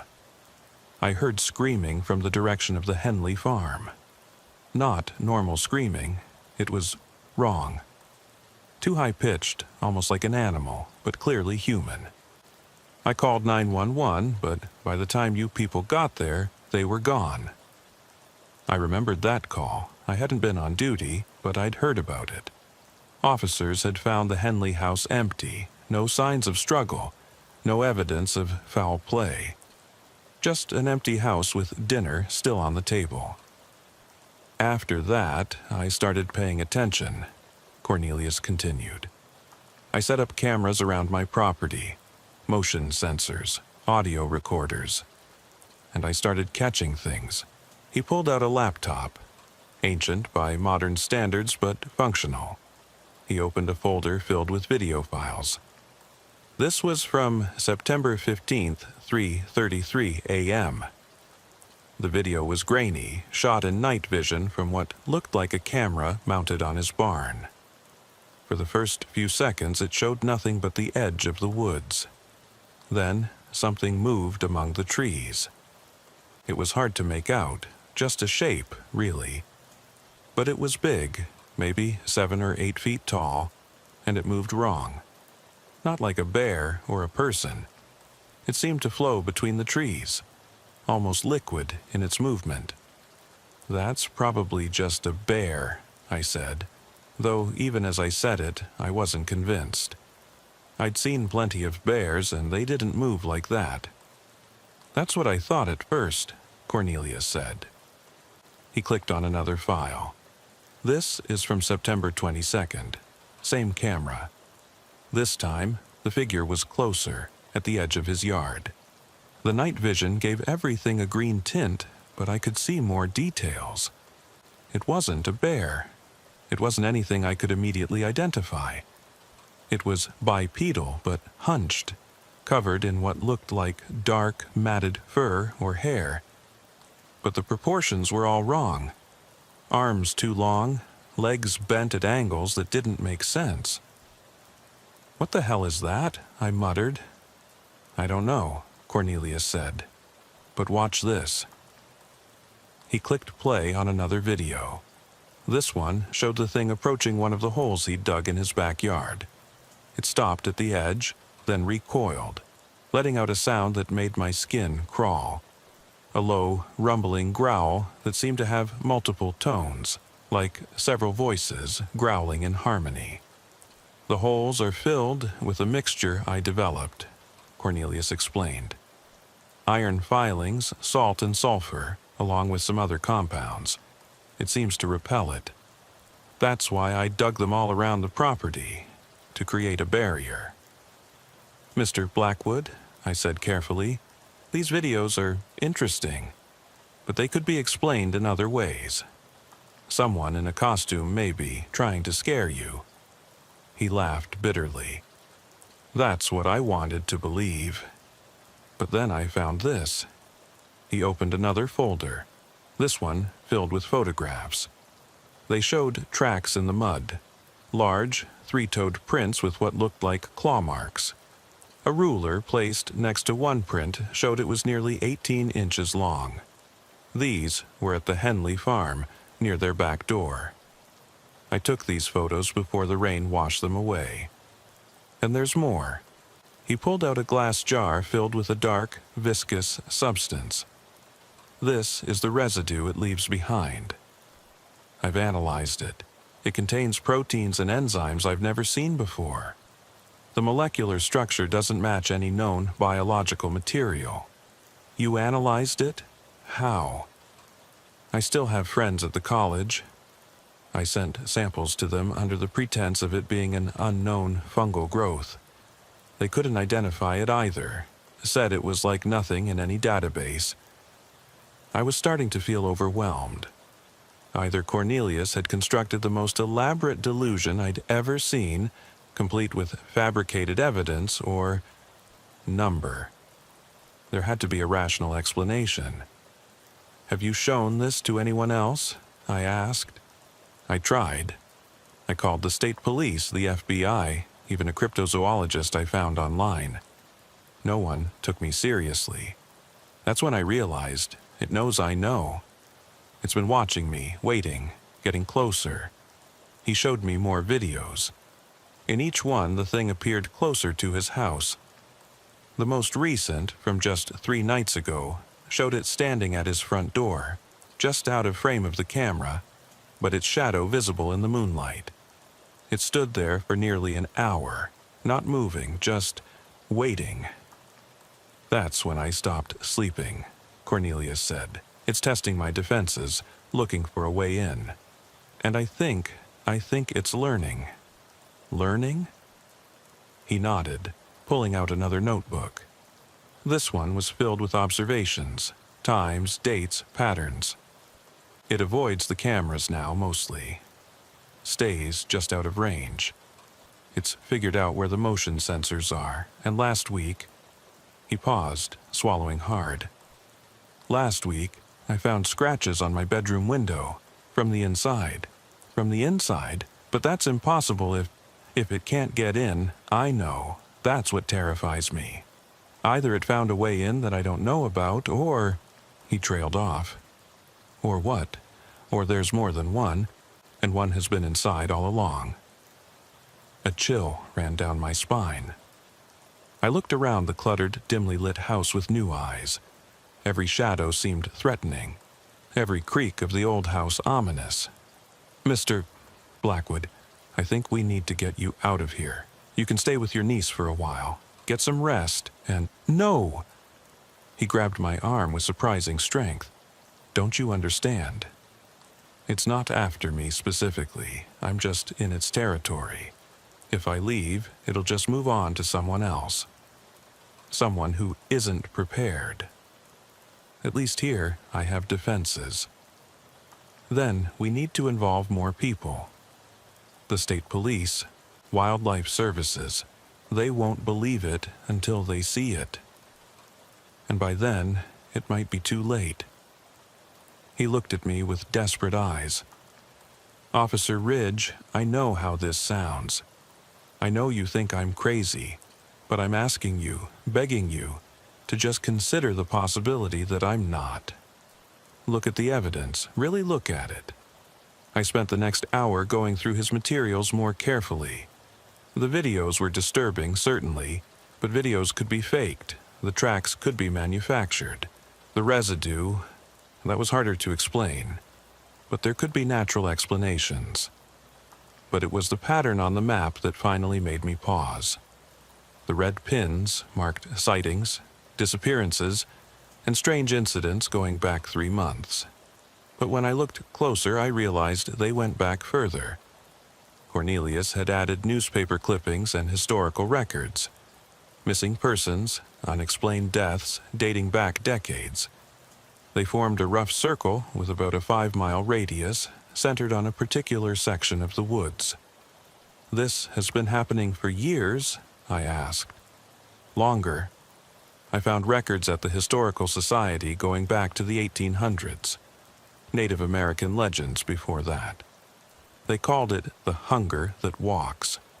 Said it slept for years at a time, then woke to feed. And you think it's awake now? I know it is. The Henleys were just the beginning. Check your missing persons reports for the last 3 months. Not just from Cedar Brook, from all the surrounding towns. I thought about it. There had been an uptick in missing persons cases recently. We'd attributed it to the usual causes. People running from debt, domestic situations, the opioid crisis. But what if... number? I was letting myself get pulled into his delusion.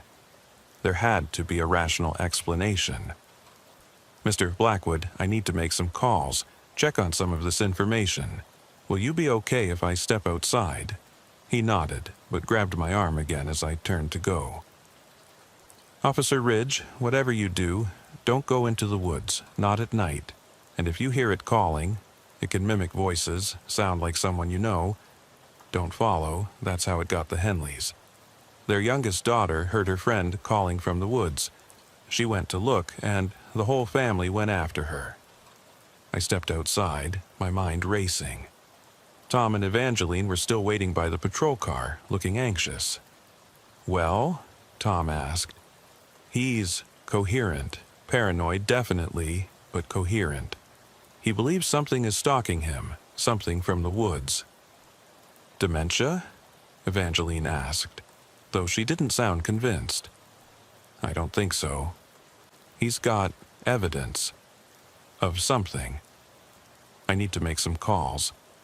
I radioed Betty, asked her to pull up missing persons reports for the last 6 months, not just from our jurisdiction, but from all surrounding counties. While I waited, I filled Tom in on what I'd seen inside. Videos can be faked, Tom said, especially grainy night vision stuff. I know, but the detail, the consistency, If it's a hoax, it's elaborate. Betty's voice crackled over the radio. Bartholomew, I've got those numbers. You're not going to like this. We've had 17 missing persons cases in a 30-mile radius in the last 3 months. That's 5 times the normal rate. 17. That was significant. Any patterns? Connections? Not that I can see from the basic data, but Bartholomew, 4 of them were last seen near wooded areas. And there's something else. State police found a body yesterday, about 10 miles from your location. Hiker, been missing for a week. The condition of the body was unusual. Unusual how? Report says extensive tissue damage, like from an animal attack, but the pattern didn't match any known predator. And there were chemical burns, like from some kind of acidic substance. I felt my blood run cold. Cornelius had mentioned the residue having unusual properties. Betty, I need you to contact state police. Tell them we might have a situation out here. Possible dangerous wildlife, unknown species. Unknown species? Bartholomew, what's going on out there? I'm not sure yet. Just make the call. I looked back at the house, then at the darkening woods beyond. The sun was setting, painting the sky a deep red. In less than an hour, it would be dark. Tom, I think we need to get everyone out of here now. You actually believe the old man? I believe something's not right, and I'd rather err on the side of caution. We approached the house again. I knocked, telling Cornelius we were going to evacuate him for his safety, but this time there was no response. Mr. Blackwood? Cornelius? Nothing. I tried the door. It was unlocked, which immediately set off alarm bells. Cornelius had been obsessive about keeping it locked. We entered carefully, Tom with his hand on his weapon. The house was quiet, too quiet.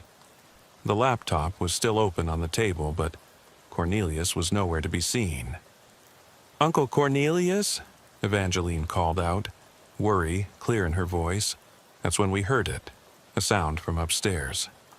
Footsteps, slow and deliberate, too heavy to be Cornelius. "Sir, this is the police. Identify yourself," Tom called out. The footsteps stopped. Then, in perfect mimicry of Cornelius's voice, "I'm fine, officers. Just getting something from my bedroom." But it was wrong. The cadence was off, like someone had recorded Cornelius and was playing it back at the wrong speed. Evangeline gasped.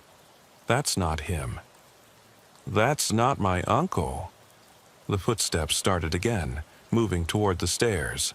Whatever was up there was coming down. "Everyone out, now," I said, my voice low but urgent. I drew my service weapon and Tom did the same.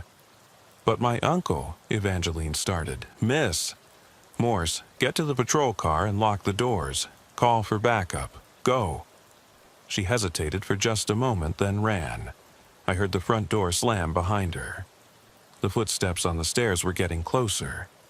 Each step was deliberate, measured, and far too heavy. The old wooden stairs groaned under the weight. "Whatever's up there, we handle this by the book," Tom whispered. Could be an intruder, could be Cornelius having some kind of episode. But we both knew it wasn't Cornelius. The sound, the weight, the wrongness of that voice. Every instinct I'd developed in 12 years of police work was screaming danger. The footsteps reached the top of the stairs. We could see a shadow on the wall, cast by the dim light from upstairs. The shadow was wrong, too tall, too broad, with proportions that didn't match any human frame. Then it spoke again, still using Cornelius's voice but even more distorted. "Officers, there's no need for alarm. Everything is fine. Show yourself," I commanded, my weapon raised but pointed at the ground. "Slowly, with your hands visible." The shadow moved, and something appeared at the top of the stairs.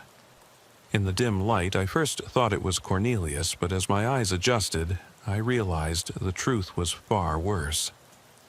It was wearing Cornelius's clothes. Or rather, Cornelius's clothes were stretched over something that wasn't quite the right shape. The shirt was torn at the seams, hanging loose over a frame that was too large, too angular. But it was the face that made my blood run cold. It was like someone had taken Cornelius's features and stretched them over something else, like a mask that didn't quite fit.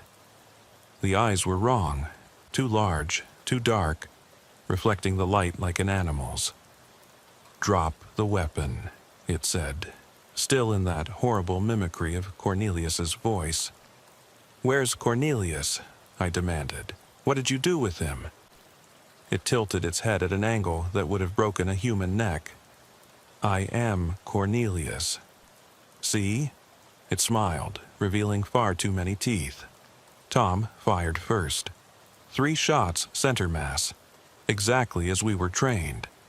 The thing staggered back but didn't fall. Instead, it let out a sound that I'll never forget, a screech that seemed to come from multiple throats, harmonizing in a way that made my teeth ache. Then it moved. Fast, faster than anything that size should be able to move. It came down the stairs in 2 bounds, and suddenly it was on Tom. He screamed as it grabbed him, lifting him off the ground with one elongated arm. I fired, emptying my clip into the thing. It dropped Tom and turned toward me, and for a moment I saw it clearly in the muzzle flash.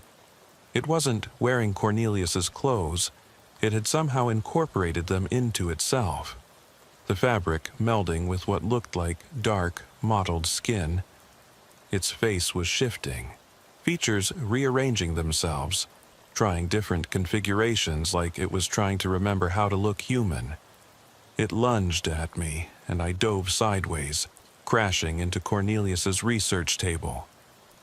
Papers and photographs scattered everywhere. My hand landed on the jar of residue Cornelius had shown me, and without thinking, I grabbed it and threw it at the creature. The jar shattered against its chest, and the effect was immediate.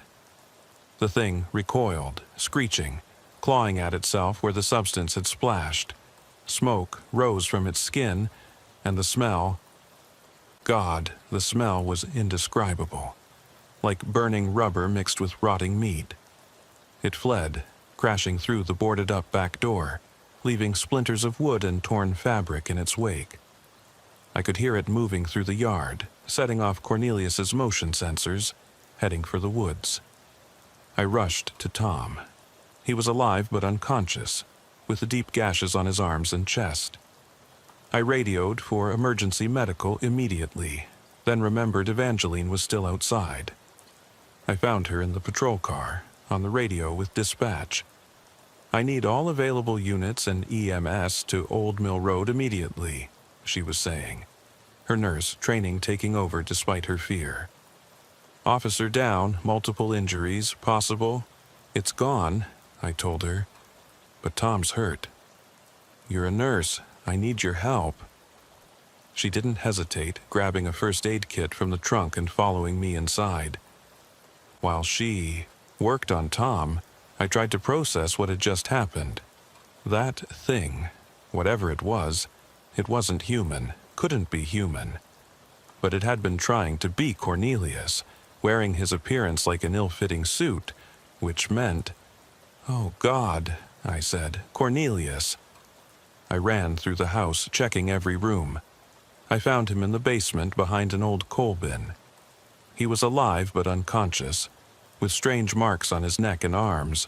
Not cuts or bruises, but patterns that looked almost like burns or chemical exposure. His pulse was weak but steady. By the time backup arrived, 4 patrol cars and 2 ambulances, I had moved Cornelius upstairs. Evangeline had managed to stabilize Tom, though he'd need surgery for the lacerations. Sheriff Douglas himself showed up, a gruff man in his 60s who'd seen everything in his 40 years of law enforcement. Or so he thought. "Ridge, what the hell happened here?" he demanded. How could I explain? that we'd been attacked by something that could mimic human appearance and voice, that Cornelius's paranoid preparations had been completely justified. Unknown assailant, I said carefully, possibly on drugs. Extreme strength and aggression. It fled into the woods after attacking Officer Garrett. Douglas looked at the destroyed back door, the bullet holes in the walls, the scattered research on the table. Drugs? This looks like a war zone. Sheriff, I think we need to look at Mr. Blackwood's research. He's been documenting something in these woods, something that might explain the missing persons cases. Douglas picked up one of the photographs, the three-toed tracks. What is this Bigfoot nonsense? I don't know what it is, but I saw it. Tom saw it, and there's evidence. Evidence of what? That some meth head in a costume attacked you. I could see I was losing him. Without seeing it himself, he'd never believe. Hell, I barely believed it, and I'd look the thing in the face. The EMTs loaded Tom and Cornelius into ambulances. Evangeline rode with her uncle, refusing to leave his side. As they drove away, I noticed something that made my stomach drop. Three-toed prints in the mud near where the ambulances had been parked. Fresh ones. It had been watching us. Over the next 3 days, things got complicated. Tom underwent surgery and would recover, though he'd have scars for life. When he woke up, he claimed not to remember the attack clearly, said it was all a blur, probably trauma-induced memory loss. But when I visited him alone, he grabbed my hand and whispered, "You saw it too, right?" "I'm not crazy." "You're not crazy," I assured him. Cornelius remained unconscious for 2 days. When he finally woke, he was disoriented but coherent. He remembered the thing entering his house, remembered trying to hide, but everything after that was blank. The doctors couldn't explain the marks on his body. They looked like chemical burns but didn't match any known substance. The official report filed by Sheriff Douglas listed the incident as an assault by an unknown individual, possibly under the influence of narcotics. The state police came in, did a perfunctory investigation, found no evidence of the assailant, and closed the case as unsolved. But I couldn't let it go. I spent my off hours studying Cornelius's research. The map, the timeline, the patterns. If he was right, this thing, whatever it was, had been here for over a century, maybe longer. It would disappear for years, even decades, then return to feed. And each time it returned, people would disappear. I found a journal entry from a Cedar Brook sheriff in 1952. Found tracks near the Morrison disappearance site. Three-toed, like nothing I've seen. Old Samuel Blackwood claims it's the same thing that took his brother in 1923. Nonsense, of course, but the tracks are troubling. Samuel Blackwood, Cornelius's father.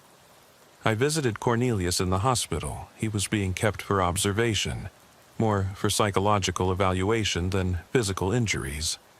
Evangeline was there, barely leaving his side. "It's been in your family's area for generations," I told him quietly when Evangeline stepped out for coffee. He nodded weakly. "My father knew. My grandfather, too. They tried to warn people, but no one listened. The family was labeled as crackpots, conspiracy theorists. But we knew. We've always known. Why didn't you leave? Why stay near it?"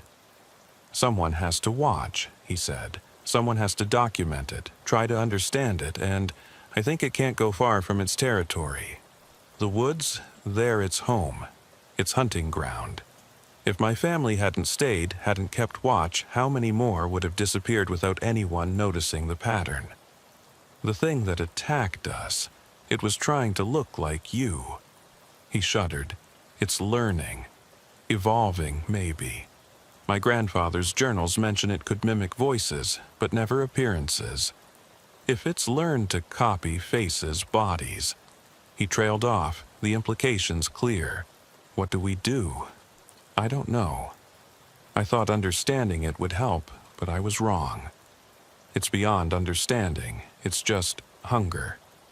Ancient, patient hunger.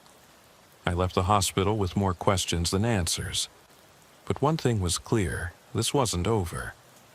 That night, I drove out to Old Mill Road. Cornelius's house stood empty, the broken door covered with police tape. I parked at the end of the driveway and watched the woods with my spotlight, looking for any sign of movement. At around midnight, I heard it. A voice calling from the woods. My voice. "Help me," it called in perfect mimicry. "Someone help me, I'm hurt."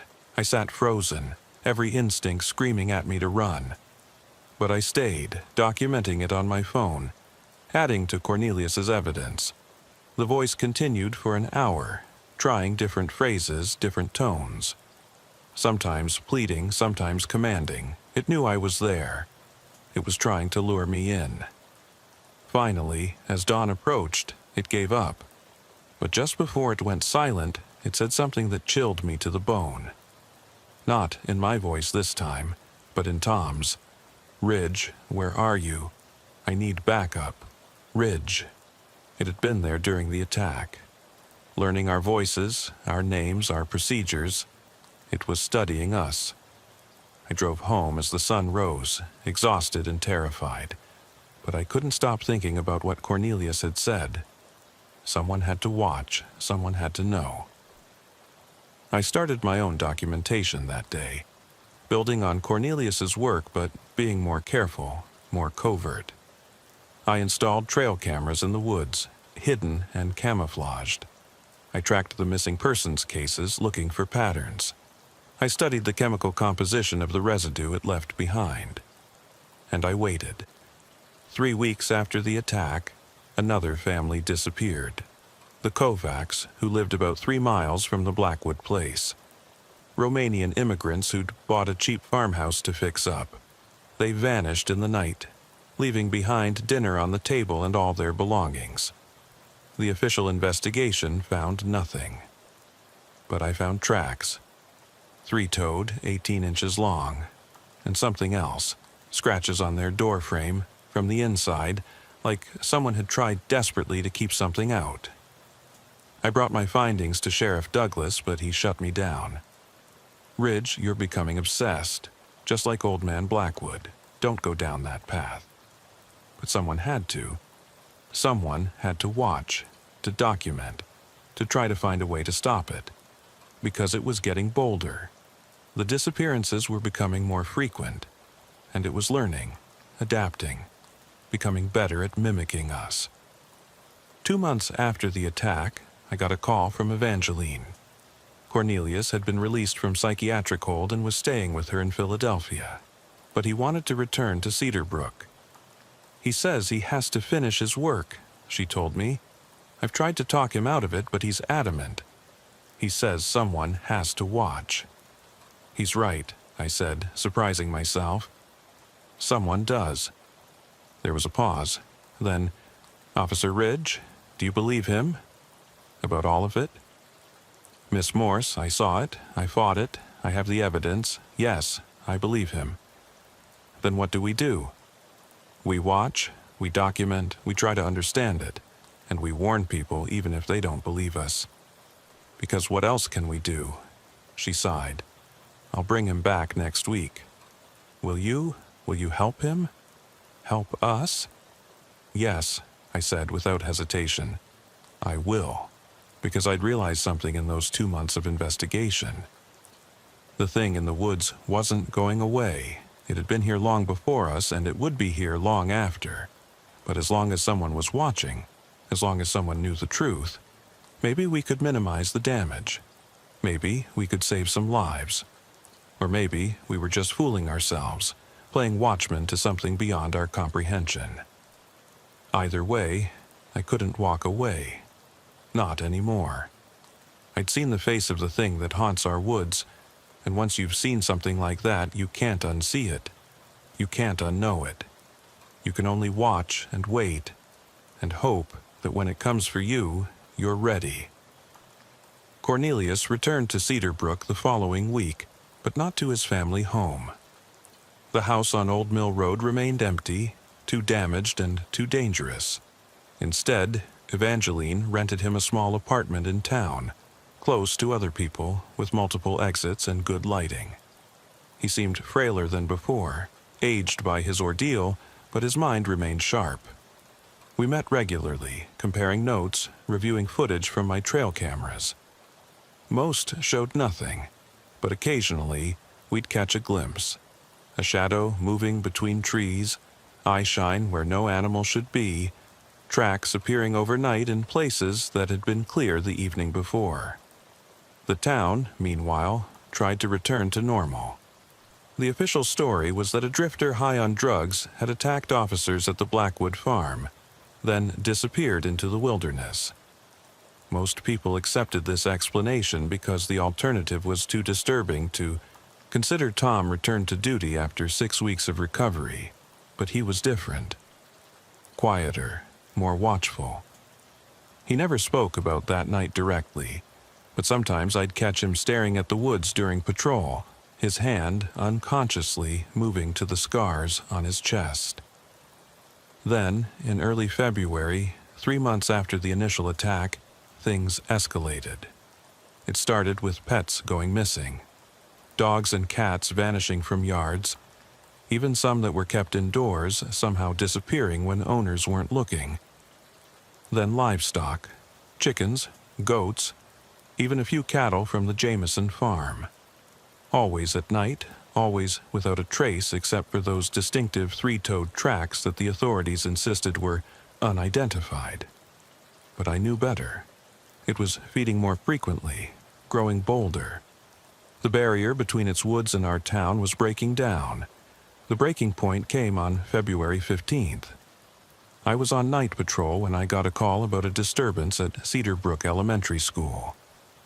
Someone had reported seeing a figure on the playground moving strangely. I arrived to find the playground empty, but the gate to the school grounds was open. The chain-link fence bent outward as if something large had pushed through. On the ground, illuminated by my flashlight, were tracks, fresh ones, leading toward the school building. My blood went cold. It was 10 p.m., the school was empty, but the janitor would still be there. Harold Vance, a quiet man in his 50s who always worked the late shift. I called for backup, then approached the school. The main door was open, hanging off its hinges. Inside, the hallway lights flickered intermittently, creating pools of shadow between islands of harsh fluorescent light. "Harold," I called out. "This is Officer Ridge. Are you in here?" A sound echoed from deeper in the building. Footsteps, but wrong. Too heavy, with an irregular rhythm like something trying to remember how to walk. I followed the sound, my weapon drawn, every nerve on edge.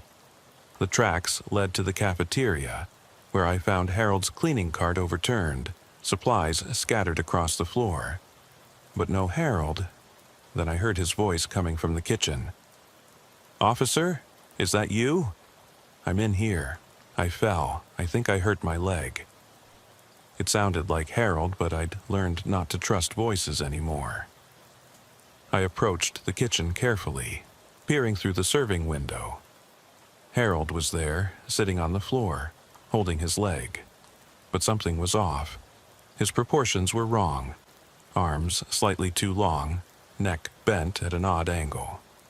And his eyes reflected my flashlight like a cat's. "Harold," I said carefully, "what's your wife's name?" "What?" The thing wearing Harold's appearance looked confused. "Why are you asking that?" "I'm hurt. Help me." "Your wife's name, Harold." "Tell me her name." It tilted its head, that unnatural movement I'd seen before.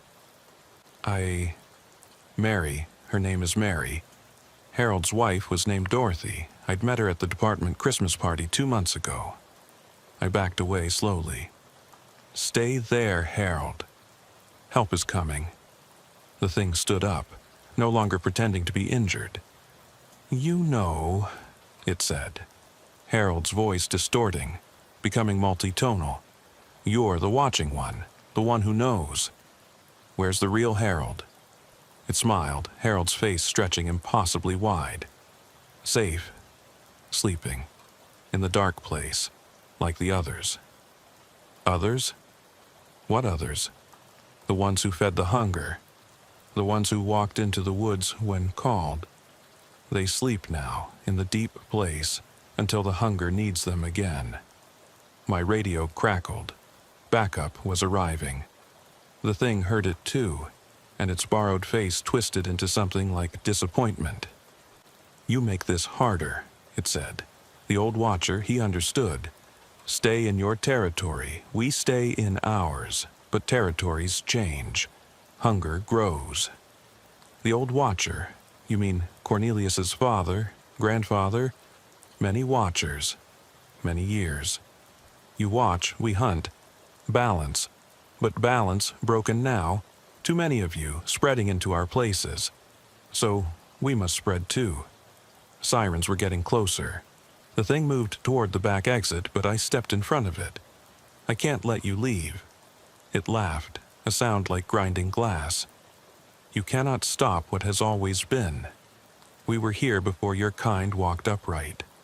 We will be here after your dust. Maybe, but not tonight. I pulled out a bottle from my belt, a mixture Cornelius and I had developed based on his research.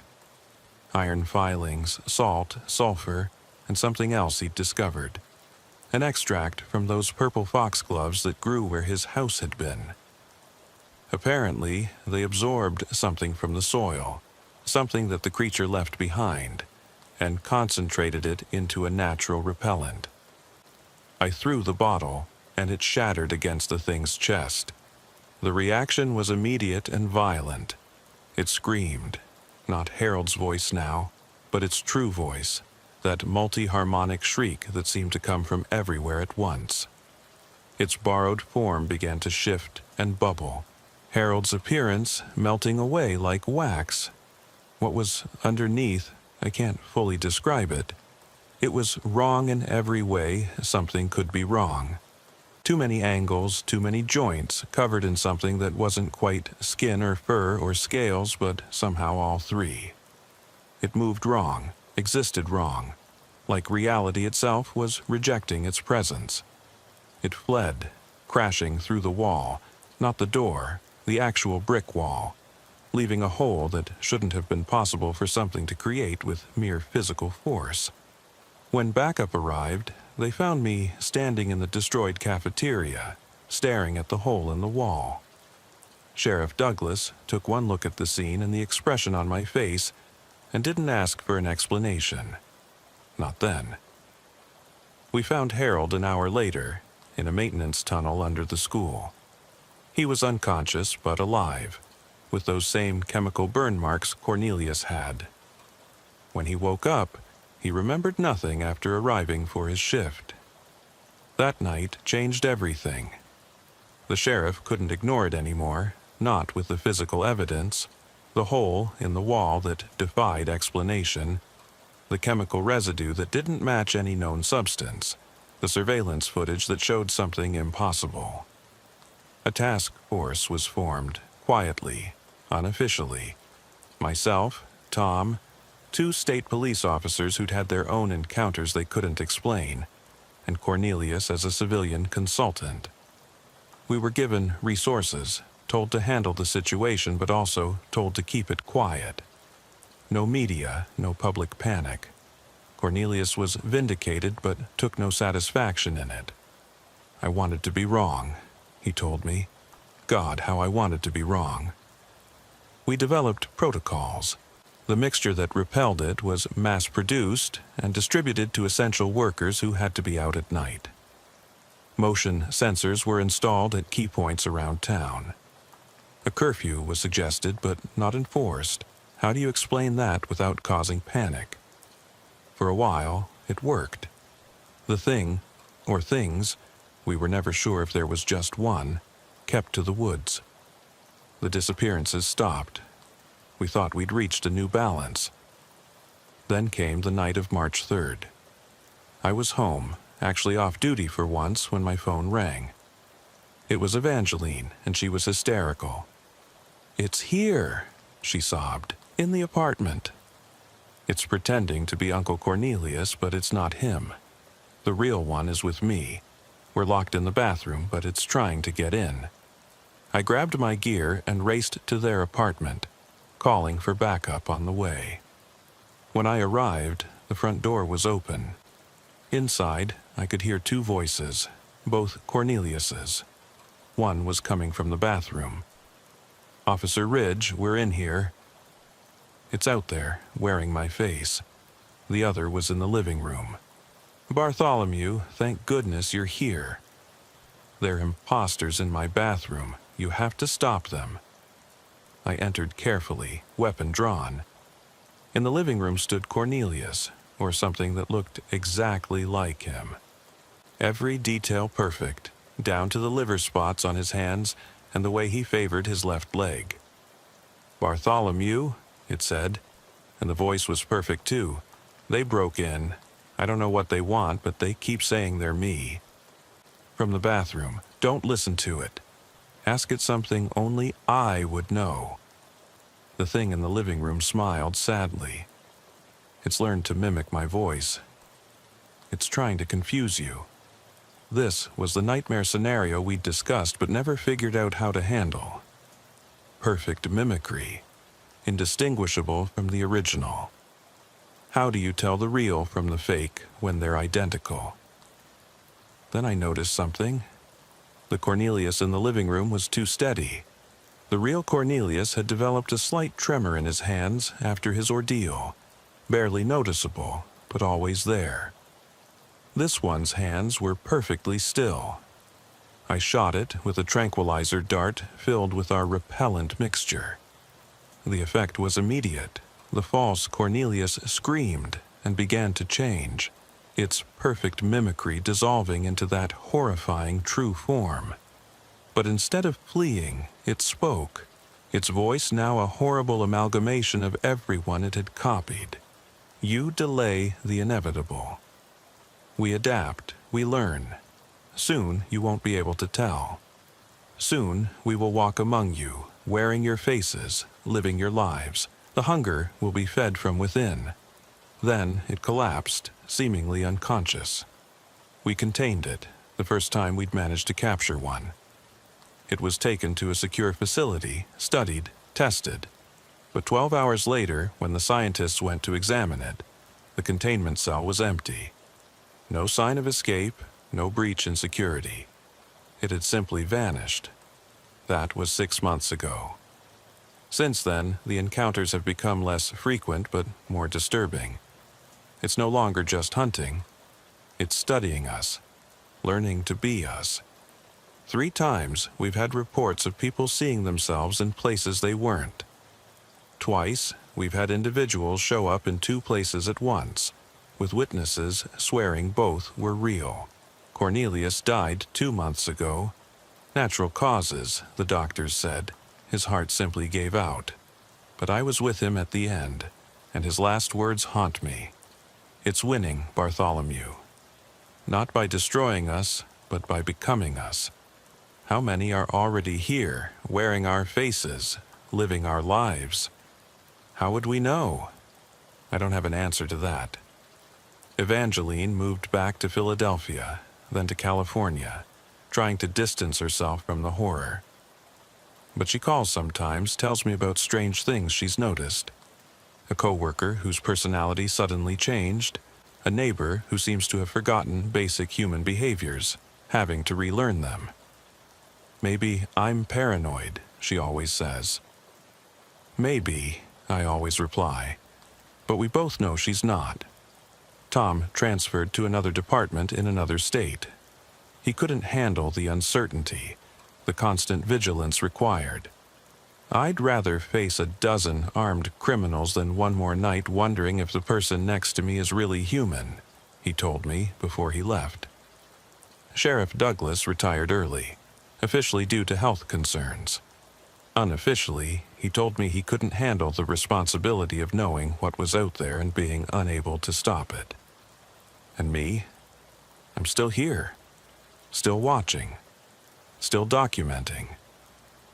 The new sheriff thinks I'm obsessed, maybe unstable. He's removed me from active patrol, assigned me to desk duty. But I continue my work in secret. Because someone has to watch.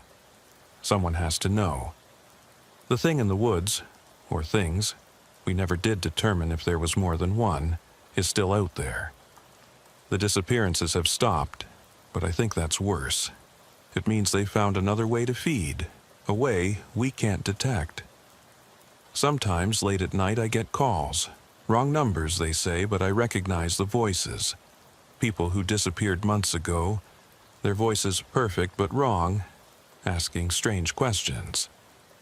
"What makes you human?" one asked.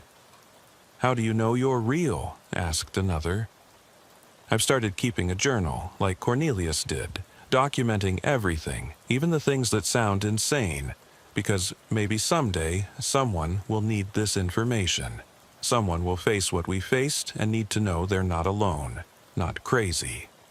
There's one last thing I need to document, something I've told no one else. Last week, I was looking through old photos from the department Christmas party, and I noticed something that made my blood run cold. In the background of one photo, barely visible, was Tom. But the timestamp showed the photo was taken at 8:47 p.m., and I distinctly remember Tom arriving at 9:15. I'd commented on him being late. I've gone through all the photos from that night. Tom appears in 7 of them before his arrival. Always in the background, always watching, never interacting with anyone. Which means either the timestamps are wrong, my memory is faulty, or Tom, or something wearing his face, was there before Tom arrived. I've tried calling him at his new department.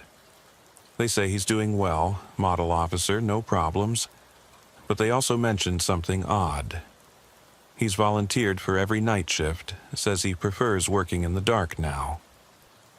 The Tom I knew was afraid of the dark after that night at the Blackwood farm. I think about Cornelius's final words a lot. How many are already here? How would we know? I don't have answers. All I have are questions, and the growing certainty that we've already lost a war we didn't even know we were fighting.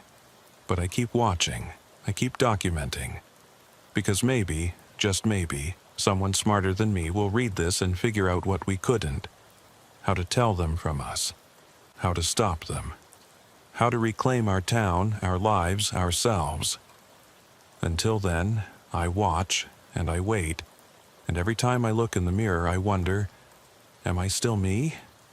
How would I know if I wasn't?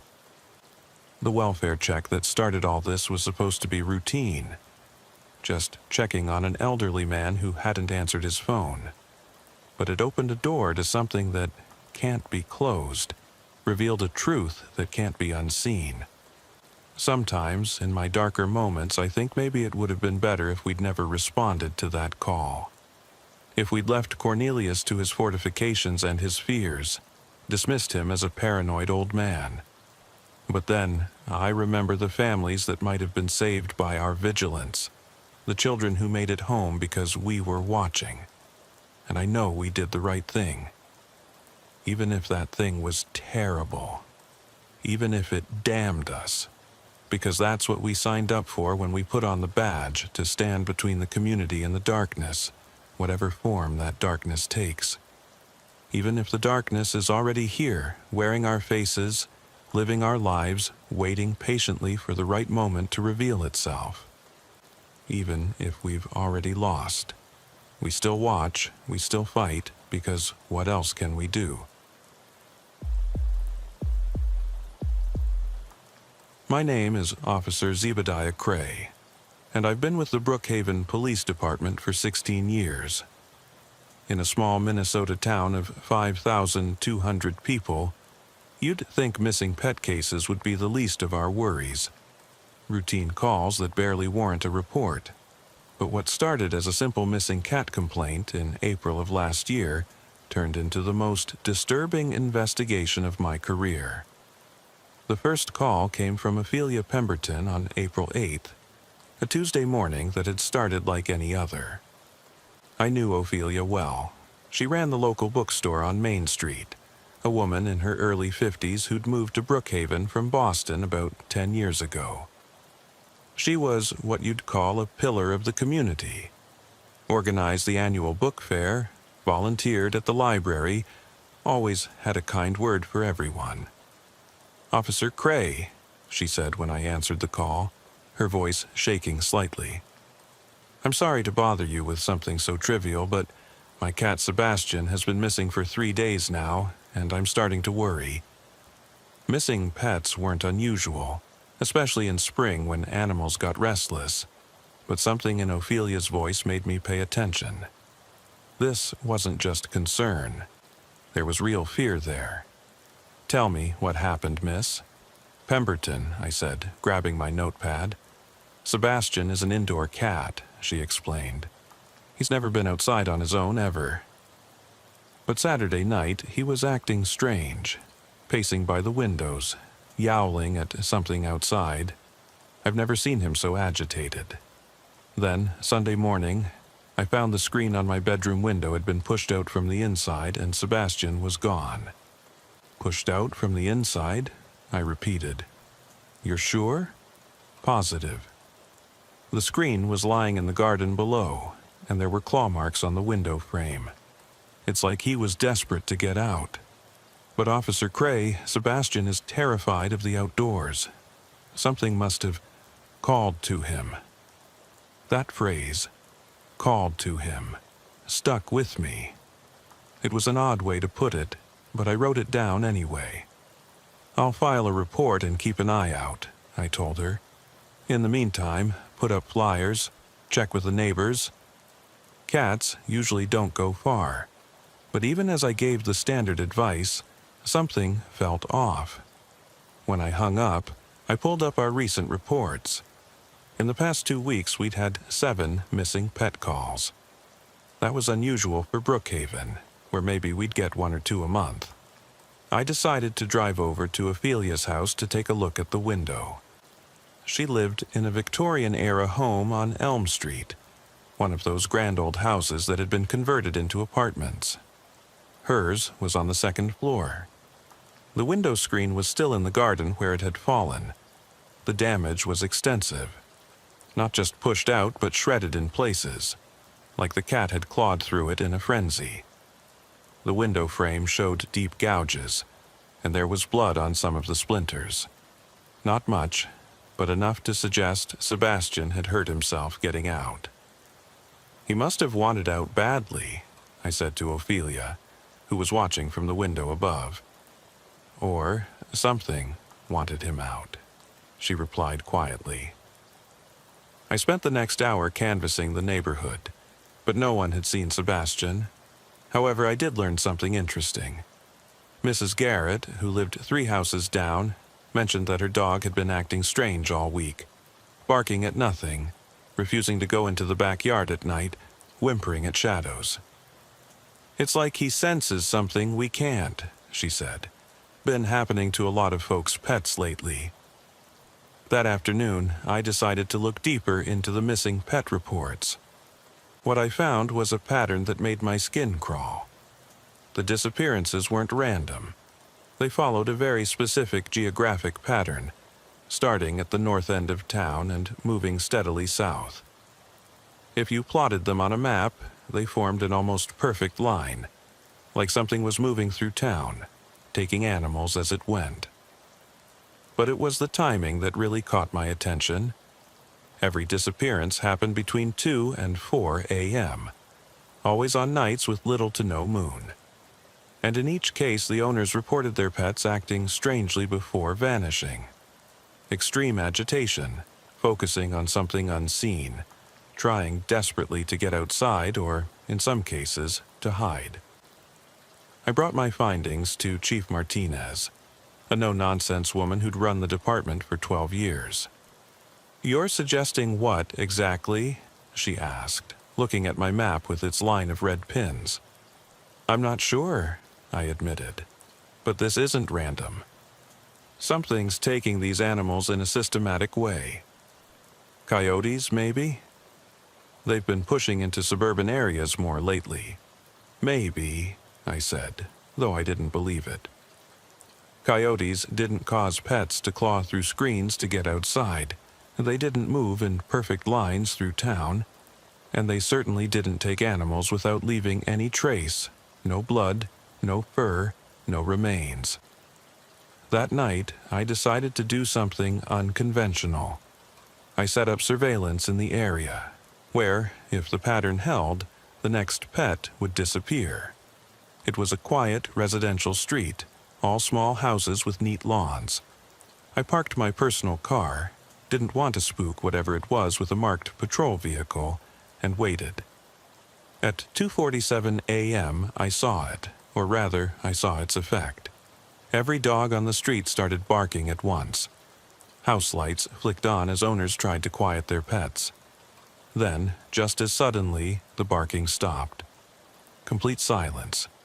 And in that silence, I heard something that made my blood run cold. A low, thrumming sound, almost below the range of human hearing. It seemed to come from everywhere and nowhere at once. I got out of my car, flashlight in hand, and that's when I saw them. Cats. Maybe a dozen of them, all walking in the same direction, moving in perfect synchronization down the middle of the street. Their eyes were vacant, unfocused, like they were sleepwalking. I recognized one of them, Mr. Peterson's tabby, Thor, who'd been reported missing 2 days ago. He was thin, his fur matted, but he was alive. They all were. I followed them, keeping my distance. They moved with purpose, turning corners without hesitation, heading toward the old industrial district on the edge of town. The thrumming sound grew louder as we moved, and I realized it had a pattern to it, almost like a heartbeat or maybe a call. The cats led me to an abandoned warehouse that had been empty since the textile factory closed in the 90s.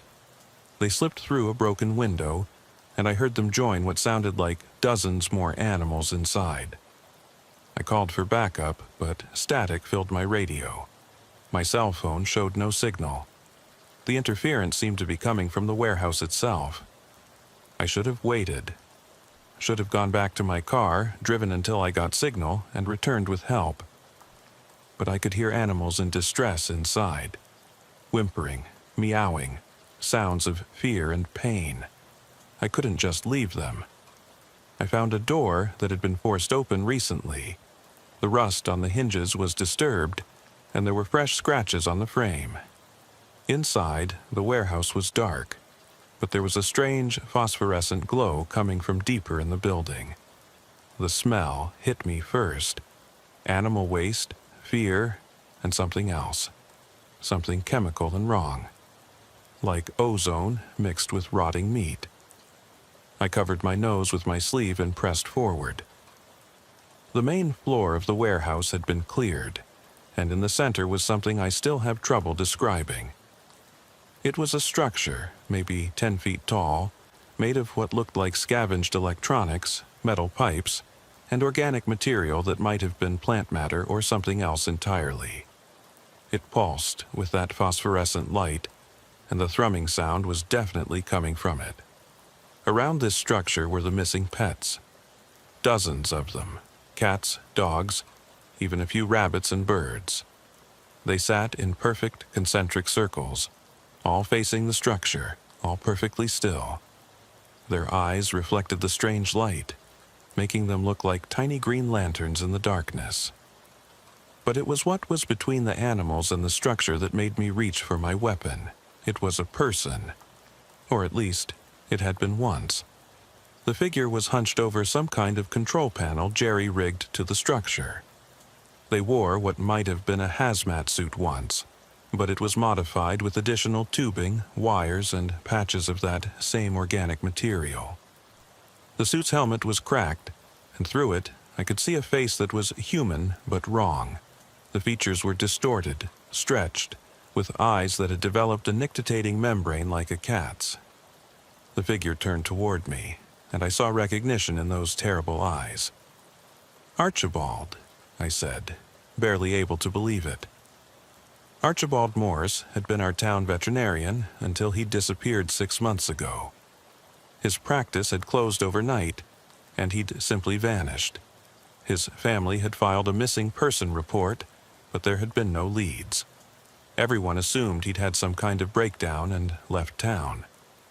"Officer, Cray," he said, his voice distorted, like he was speaking through water. "You shouldn't be here, not time yet. Archibald, what have you done? What is this?" He tilted his head, that membrane flicking across his eyes. "Calling them. Saving them. The change. It's coming. Only way. To preserve." "Preserve? Archibald, these are people's pets. You need to let them go." He laughed, a sound that was more animal than human. "Pets? No. No longer pets. Part of collective now, part of new ecosystem. When change comes, they survive. Adapt like I adapted." He gestured to himself, to his distorted features. 6 months, 6 months of preparation. The signal came from beyond, showed me what approaches, what humanity faces. Only those who adapt, survive. Signal? What signal? He pointed to the structure. It speaks to those who listen. Changes those who accept. Your pets, they heard call, came willingly, will be transformed, made ready. I noticed movement in my peripheral vision. The animals were starting to stir, all turning their heads toward me in perfect unison. Their eyes were no longer vacant. There was an intelligence there, collective and alien. "Archibald, you're sick. You need help. Turn this thing off and come with me." "Off?" He laughed again. "Cannot turn off." Signal spreads, each night wider radius. Soon, whole town hears, then county, then state, then... He didn't need to finish. I understood the implication. "The disappearances in other towns," I said, remembering reports I'd seen from neighboring communities. "That's you? This signal?" "Not me, U.S. We are many now, veterinarians, animal control, those who work with beasts. We heard first, we understood, we prepare the way." My radio crackled to life suddenly, Chief Martinez's voice cutting through the static. "Zebediah, where the hell are you? Your GPS went dark an hour ago." The sound of normal human voice seemed to break whatever spell was on the animals. They scattered suddenly, running in all directions, flowing past me toward the exits. Archibald screamed, reaching out toward them, but they were beyond his control now. "No! Too soon! Not ready! The transformation incomplete!" He lunged toward his control panel, and I had to make a choice. I fired my weapon, not at him, but at the structure. The bullets sparked against the metal and electronics, and something inside it shorted out. The phosphorescent glow flickered and died, and the thrumming sound cut off abruptly. Archibald collapsed, screaming. It wasn't pain, it was loss, like something had been ripped from his mind. He curled into a fetal position, sobbing. "You don't understand," he whimpered. "You don't know what's coming." They showed me, in the signal, what happens to Earth. The only way to survive, evolution, forced evolution. Backup arrived within minutes. The warehouse was secured, the strange structure dismantled and taken as evidence. Archibald was taken into custody, though he was catatonic by then, unresponsive to any stimuli. Most of the pets were recovered and returned to their owners, though many were malnourished and traumatized. Sebastian, Ophelia's cat, was among them. When I brought him back to her, she held him and cried. "He's different," she said quietly. "He looks at me like he knows something I don't." She was right. All the recovered animals were different. Quieter, more observant. They would sometimes stop what they were doing and stare at nothing. Heads tilted like they were listening to something only they could hear. The investigation that followed was unlike anything Brookhaven had ever seen.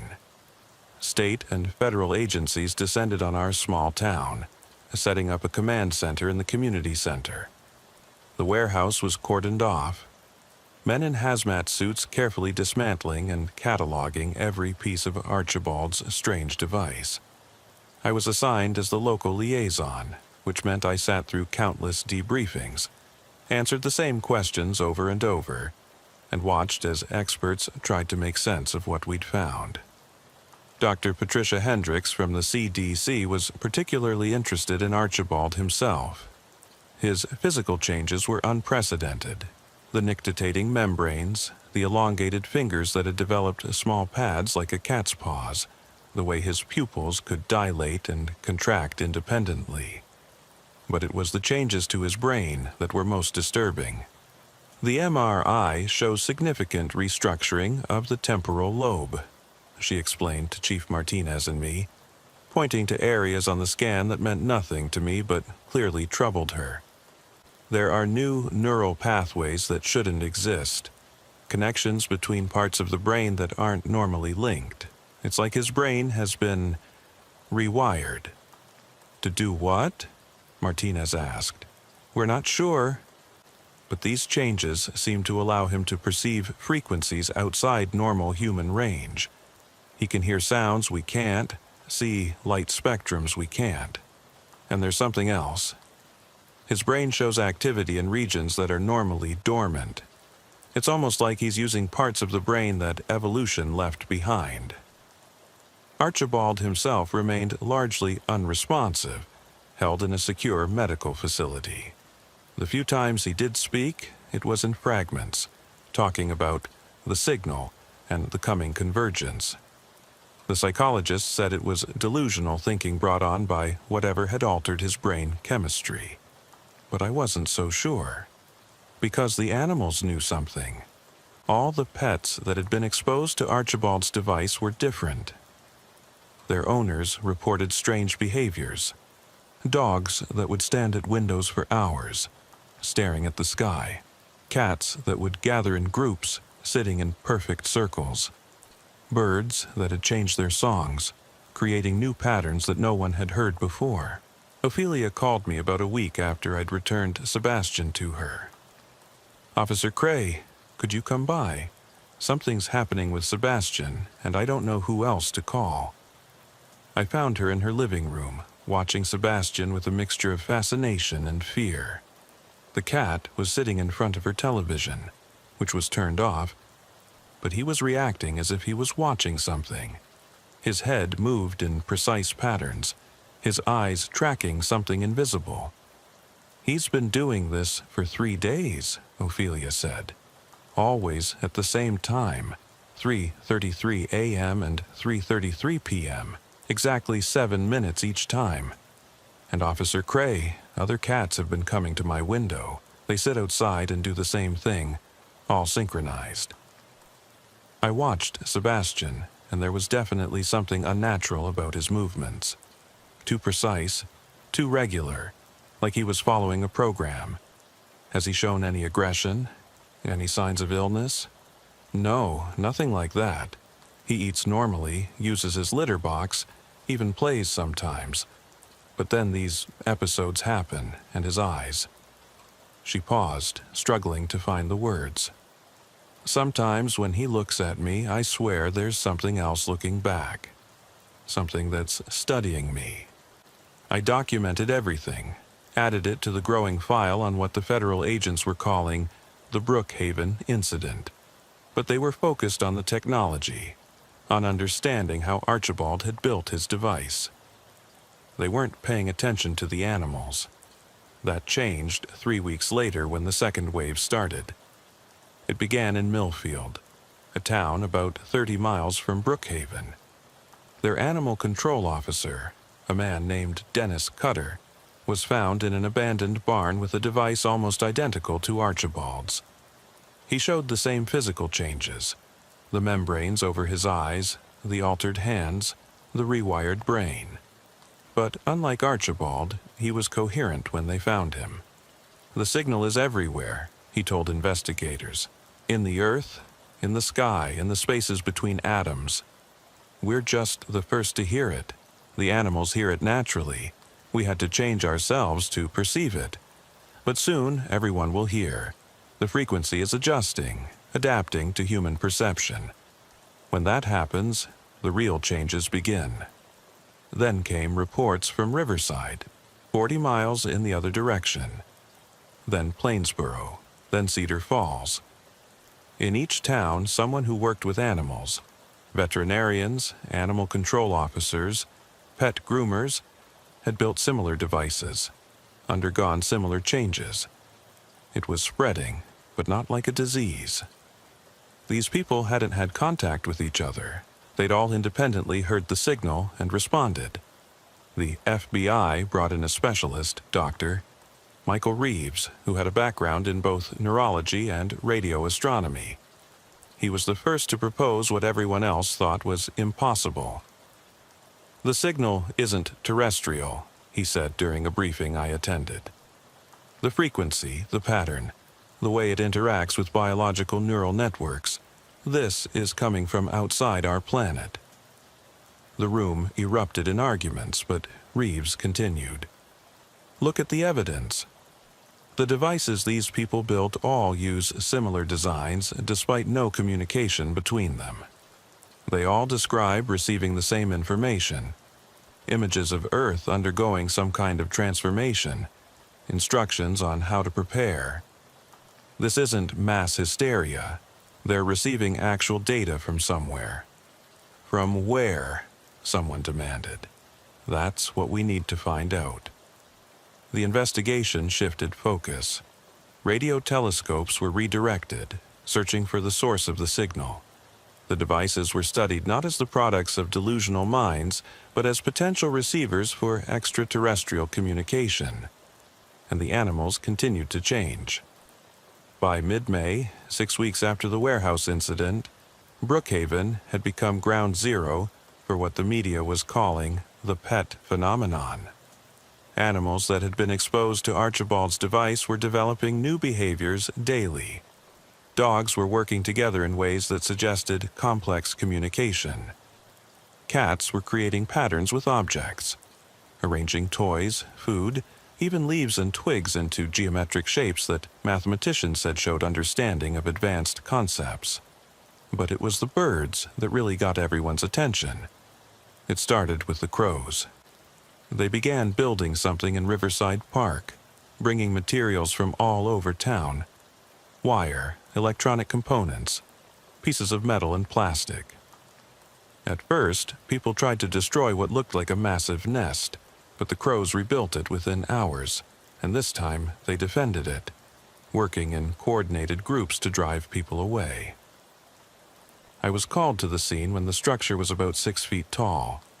It bore an unsettling resemblance to Archibald's device, though cruder, built with beaks and claws rather than hands, and it was giving off a faint signal, not audible, but measurable with the right equipment. "They're building receivers, Doctor," Reeves said when he examined it, "naturally more sensitive to the signal, and now they're trying to amplify it." "For what purpose?" Chief Martinez asked. "Maybe the same purpose as Archibald and the others." "They're preparing for something." That night I couldn't sleep. I kept thinking about what Dennis Cutter had said, that the frequency was adjusting to human perception. What would happen when everyone could hear it? Would we all end up like Archibald, transformed into something no longer quite human? I decided to visit Archibald. The federal agents had moved him to a facility just outside town, and I used my liaison status to get access. I found him in a white room, sitting in a chair, staring at the wall. His transformation had progressed. His skin had developed a scaled texture in places, and his eyes now had vertical pupils like a cat's. "Archibald," I said, "it's Officer Cray." "Zebediah." His head turned toward me slowly. "Zebediah, you stopped me, stopped the preparation." "Preparation for what? What's coming?" He was quiet for a long moment, then spoke in a voice that was barely human anymore. Evolution.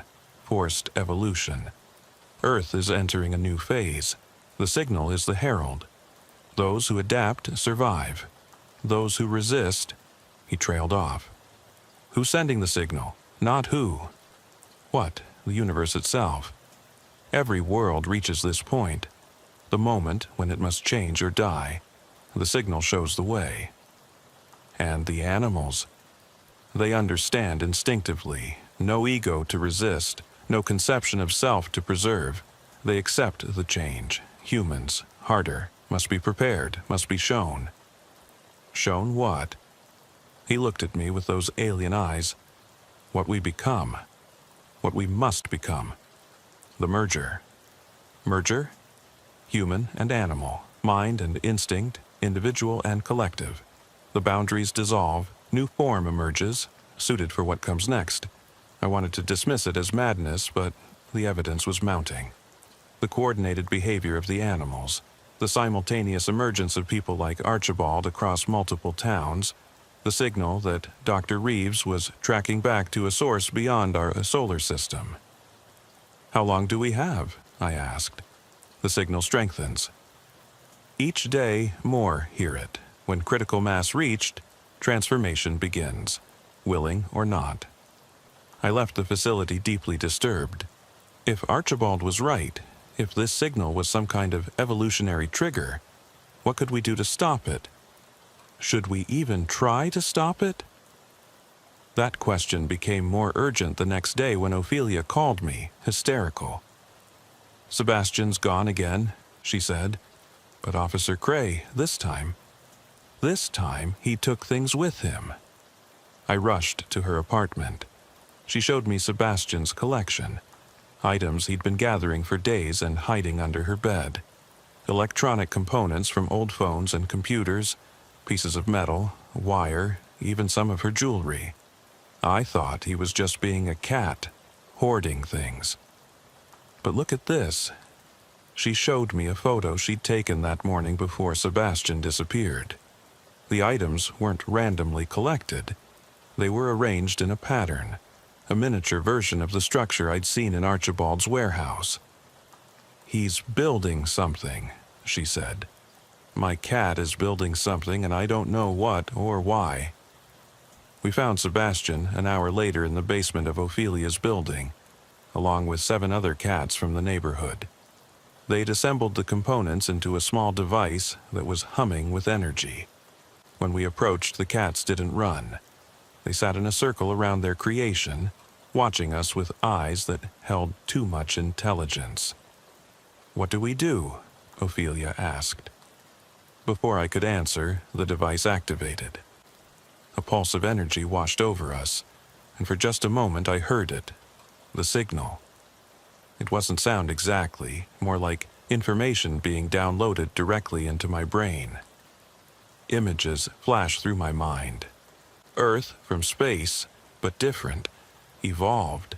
Creatures that were neither fully human nor fully animal. A civilization that had transcended the boundaries between species.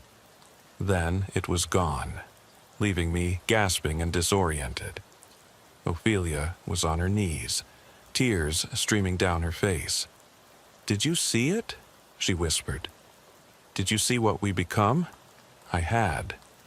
And part of me, a part that grew stronger every day, thought it was beautiful. The authorities confiscated the device the cats had built, but it was too late. People throughout Brookhaven were reporting similar experiences, brief connections to the signal, visions of transformation. Some were terrified. Others, like Ophelia, were beginning to wonder if resistance was wrong. "Maybe this is natural," she said to me a few days later. "Maybe this is just the next step in evolution, and we're fighting it because we're afraid of change." "Maybe," I said, though I wasn't convinced. Natural evolution didn't involve signals from space and forced physical transformation. Or did it? How did we know this hadn't happened before, millions of years ago, pushing some species to evolve while others went extinct. The government response was predictable. They tried to contain it. Brookhaven was quietly quarantined, roadblocks set up to prevent people from leaving. They said it was a chemical spill, but everyone knew the truth. They were trying to stop the signal from spreading. But you can't quarantine radio waves, you can't stop animals from migrating, and you definitely can't stop people from changing when the change comes from within. By early June, the signal was getting stronger. People who had never shown any sensitivity were beginning to hear it. The transformations were accelerating too.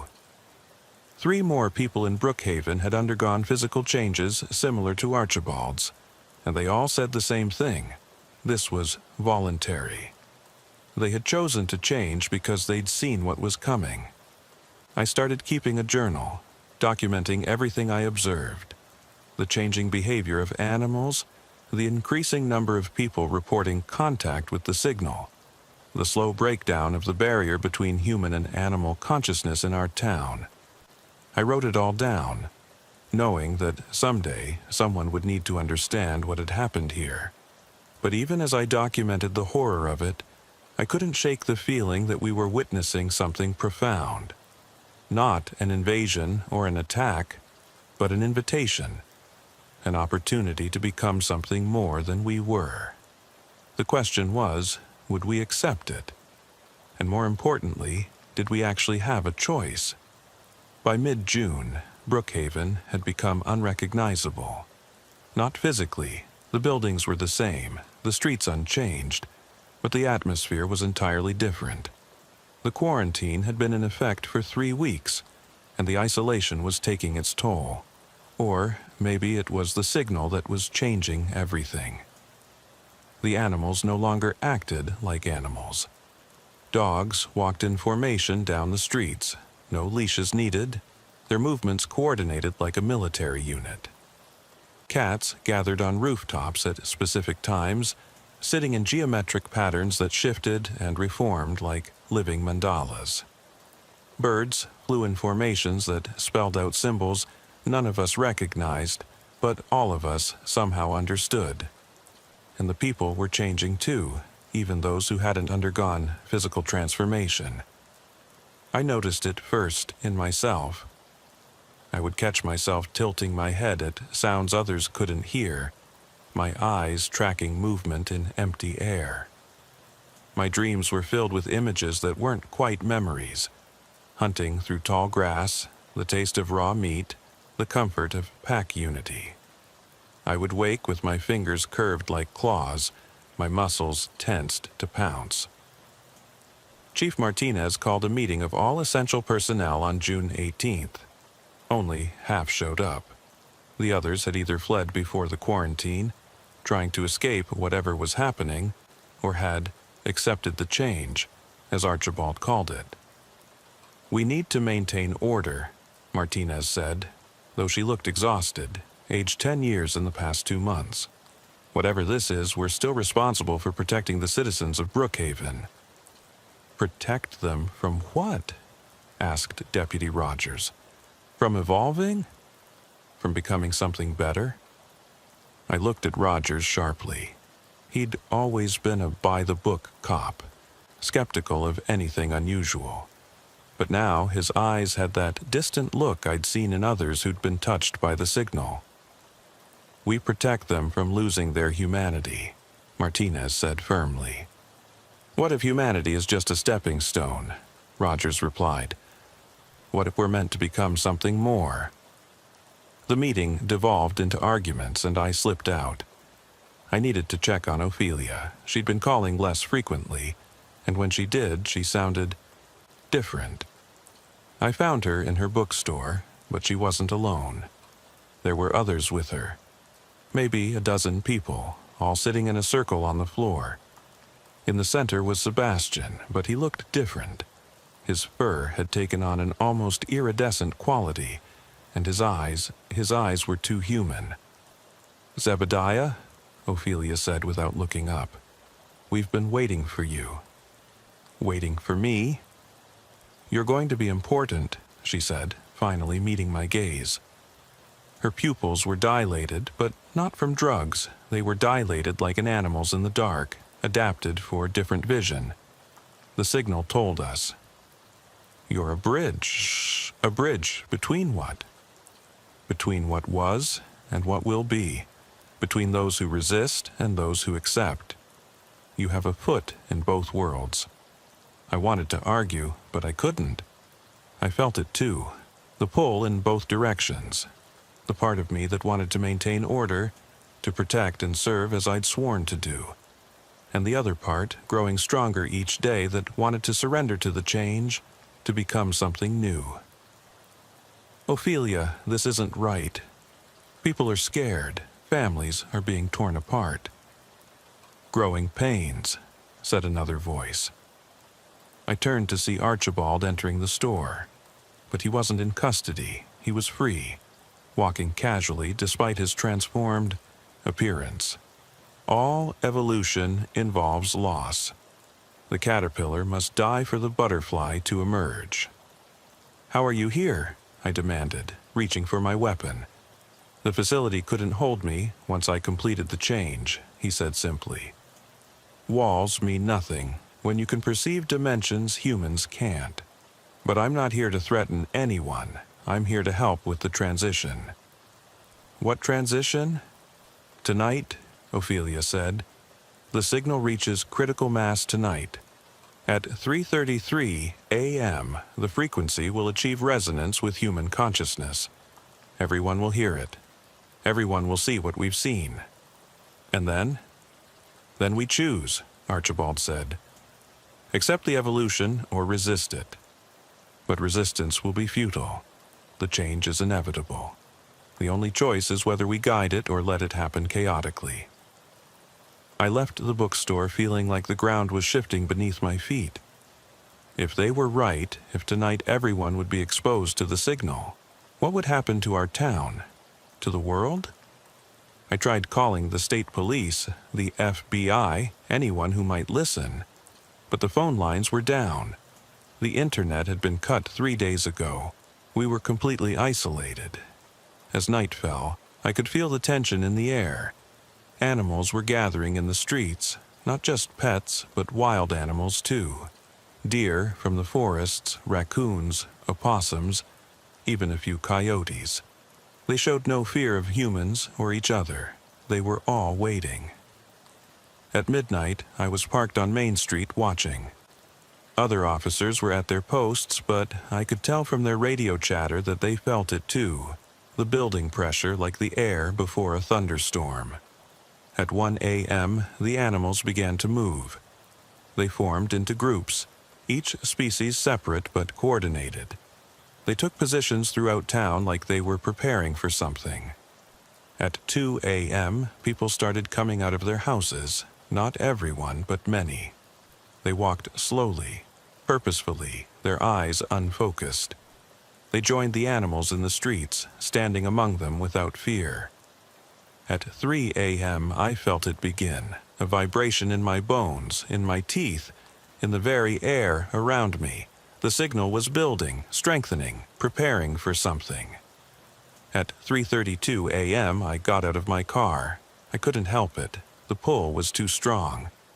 I walked to the center of town, where hundreds of people and animals had gathered in the square. Ophelia was there, and Archibald, and many others I recognized despite their varying degrees of transformation. At 3:33 a.m. it happened. The signal exploded through our consciousness like a tsunami of information. Every human in Brookhaven, possibly the world, was suddenly connected. I could feel everyone's thoughts, their fears, their wonder. But more than that, I could feel the animals too. Their simpler but deeper understanding, their acceptance of change, their lack of ego fighting against transformation. And I saw what we were being offered. It wasn't death or replacement, it was synthesis. Human intelligence combined with animal instinct. Individual consciousness networked into something greater. We would keep our memories, our personalities, but we would also gain so much more. Enhanced senses, new forms of perception, the ability to communicate without words, to understand the natural world in ways we never could before, but we would also lose things. The rigid boundaries of self, the illusion of separation from nature, the comfortable lie that humans were somehow apart from and above the animal kingdom. The vision lasted only moments, but it felt like hours. When it ended, I was on my knees in the square, gasping. Around me, others were having similar reactions.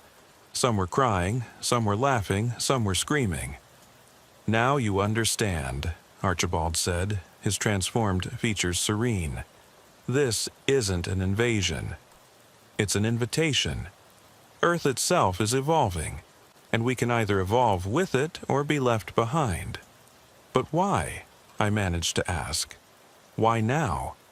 "Because something is coming," Ophelia said. "The signal isn't just offering evolution, it's warning us. In 5 years, maybe 10, Earth will face something that humans as we are cannot survive. But what we become, we might have a chance. What's coming? We don't know exactly. The signal only shows fragments. Environmental collapse, possibly. Or contact with something from beyond Earth. Or maybe just the next stage in planetary evolution. But whatever it is, we need to be ready." Over the next hours, the town divided. About half the population chose to accept the change. They gathered with Archibald and the others who had already transformed, beginning the process of guided evolution. The transformation was gradual for most. Not the dramatic physical changes Archibald had undergone, but subtle shifts, enhanced senses, new neural pathways, a growing connection to the collective consciousness forming. The other half resisted.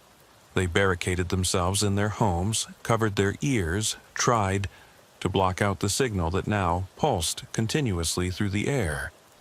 But I could see the strain on their faces. Fighting the signal was exhausting, and I didn't know how long they could maintain their resistance. Chief Martinez was among the resistors. I found her at the police station, surrounded by signal-blocking equipment the federal agents had left behind. "This is our duty, Zebediah," she said, "to protect humanity, even from itself. But what if Archibald's right? What if this is the only way to survive what's coming? Then we survive as humans, or not at all," she said firmly. But I could see the doubt in her eyes, the exhaustion from fighting the signal's pull. I stood between the two groups, unable to fully commit to either. I spent the next days documenting everything, interviewing people on both sides, trying to understand what was happening to our species. Those who accepted the change reported incredible experiences. They could communicate with animals, understanding them on a level that went beyond training or conditioning. They could sense things humans normally couldn't: electromagnetic fields, pheromone messages, ultrasonic vibrations. Some developed physical adaptations, better night vision, enhanced hearing, improved reflexes. But they also reported losing things. The sharp edges of individual identity began to blur. They found it harder to think in terms of I and easier to think in terms of we. Some forgot their names for hours at a time, existing simply as part of the collective. Those who resisted faced their own challenges. The signal was constant now, and blocking it required continuous effort. Many developed severe headaches, insomnia, paranoia. Some broke down completely, their minds snapping under the strain. And there were physical effects too. Those who resisted too strongly began to weaken, as if their bodies were rejecting them for refusing to evolve. By the end of June, the quarantine had collapsed. The military pulled out when half their soldiers accepted the change. The scientists packed up their equipment and fled. Brookhaven was abandoned by the outside world, left to undergo its transformation alone. Or so we thought. On July 1st, we received a transmission. Not the signal, This was a human broadcast coming from a city 200 miles away. Brookhaven, if anyone can hear this, you're not alone. The change is happening everywhere. Every major city, every small town. The whole world is hearing the signal now. Some places are accepting it. Others are fighting. A few have found a middle way. If you can respond, please, we need to share information. We need to understand what's happening to us. I looked at the radio, then at Chief Martinez, who had been listening with me. Her resistance was weakening. I could see it in the way her pupils dilated when the signal pulsed stronger. Should we respond? I asked. She was quiet for a long moment, then, yes. Tell them. Tell them Brookhaven is still here, still human, still. She paused, unable to finish the lie. Because the truth was, none of us were still fully human. Not anymore.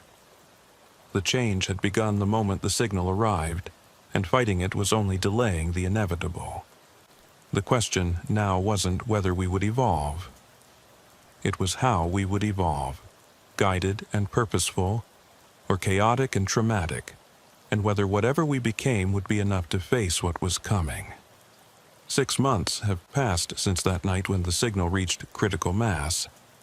I'm still in Brookhaven, still technically Officer Zebediah Cray, though the concept of law enforcement has become almost meaningless in our transformed town.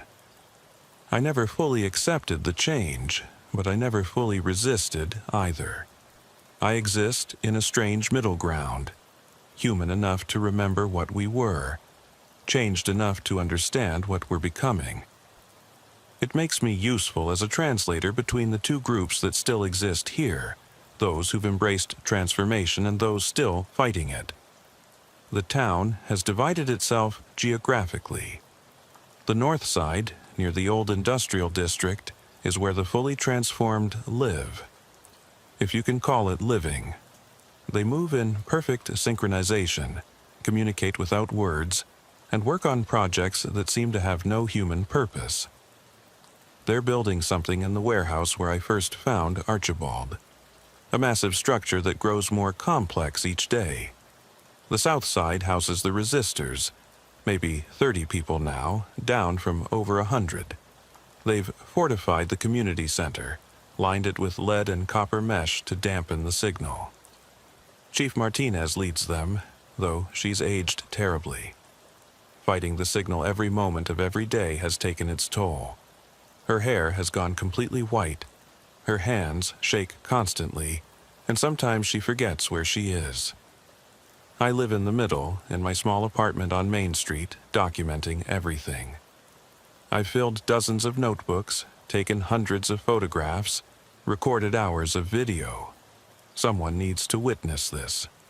Someone needs to remember. Ophelia visits me sometimes. She's transformed, but not like Archibald. She kept more of her humanity, or maybe found a way to blend both states. Her eyes have the vertical pupils now, and her fingers have developed small, retractable claws. But she still reads books, still laughs at old jokes, still cries when she remembers what we've lost. The resistance is killing them, she told me yesterday, looking toward the community center. Martinez won't last another month. Her body is rejecting itself. And the transformation? Is that any better? She was quiet for a moment, absently stroking Sebastian, who barely looked like a cat anymore. His fur had developed a scaled texture, and his paws had become more like hands. "It's different," she finally said. "We're not human anymore, but we're not dead either. We're something else, something that might survive what's coming. You still won't tell me what that is, because we don't fully know. The signal shows fragments, possibilities. Environmental collapse is part of it. The climate reaching a tipping point where traditional human biology can't survive. But there's something else. Visitors, maybe, or an awakening of something that's been dormant on Earth. The signal isn't clear. That night, I was awakened by screaming from the community center. I ran there to find chaos. Half the resistors had suddenly stopped fighting, overwhelmed by the signal all at once. They were transforming rapidly, too rapidly, their bodies trying to make months of changes in minutes. Martinez was on the floor, convulsing. Her body was fighting itself. One arm had developed scales while the other remained human. One eye had gone vertical while the other stayed round. She was screaming, but the sound kept changing. Sometimes human, sometimes animal, sometimes something else entirely. "Help her!" someone shouted at me. But there was nothing I could do. She'd resisted too long, fought too hard. Her body couldn't handle the sudden change. She died just before dawn, neither human nor transformed, caught between two states of being. 7 others died with her. The remaining resistors, seeing what had happened, finally stopped fighting. They let the signal in, accepting the gradual transformation rather than risk a violent one. By the end of July, there were no fully human people left in Brookhaven. Even I had changed more than I wanted to admit. My hearing had expanded into ultrasonic ranges. My night vision had improved dramatically. Sometimes I found myself thinking in patterns that weren't quite human, seeing connections that normal human cognition couldn't make. The outside world had gone quiet. The last radio transmission we received was 3 weeks ago, a military broadcast warning all citizens to remain in their homes, that the biological anomaly was being contained. Then nothing. But we could feel them out there. Others like us, transforming or resisting in their own isolated pockets. The signal had created a kind of network, a loose connection between all affected areas. We could sense their emotions, their struggles, their victories and defeats. In August, Archibald made an announcement. The construction in the warehouse was complete. It was time for the next phase. I went to see what they'd built. The structure was 30 feet tall now, a combination of organic and technological components that hurt to look at directly. It pulsed with energy, not just the signal, but something else, something that seemed to bend space around it. "It's a beacon," Archibald explained, though his voice was barely recognizable as speech anymore, "and a gateway. When activated, it will call them." "Call who?" "The ones who sent the signal. Our predecessors, the ones who have been through this before." "This has happened before?" "Many times, on many worlds. Evolution isn't random, Zebediah, it's guided. When a species reaches a certain point, when their planet faces certain challenges, the signal comes. Those who answer it survive, those who don't." He gestured to the empty streets. "They become history. And you're going to activate this beacon? Invite these things here? Not things. Teachers, guides. They'll show us how to complete the transformation, how to use our new abilities, how to survive what's coming." I wanted to argue, to stop him, but I knew it was pointless. The transformation had progressed too far. Brookhaven wasn't human anymore. We were something in between, and we needed to become something complete, or we'd die like Martinez, caught between two states. The beacon was activated on August 15th at 3:33 a.m. Always that time, always that significance. The entire town gathered at the warehouse. Even those who'd resisted until recently came, drawn by instinct or curiosity or resignation. When Archibald threw the switch, the world changed. The beacon sent out a pulse that I felt in every cell of my body. It traveled through the signal network, reaching every transformed being on the planet. And something answered. They came through the gateway, not physically, not at first, but as presences, consciousnesses that had once been like us. I could feel their history, their own transformation centuries or millennia ago on a world whose name I couldn't pronounce. They'd faced the same choice we had, and they'd survived by becoming something new. They spoke to us not in words but in direct understanding. They showed us what we were becoming. Not human-animal hybrids, but something more fundamental. We were returning to a state that preceded the artificial division between human and nature, rebuilding the connection that civilization had severed. The physical changes were just the beginning. Our consciousness was expanding, connecting not just to each other but to the living systems of Earth itself.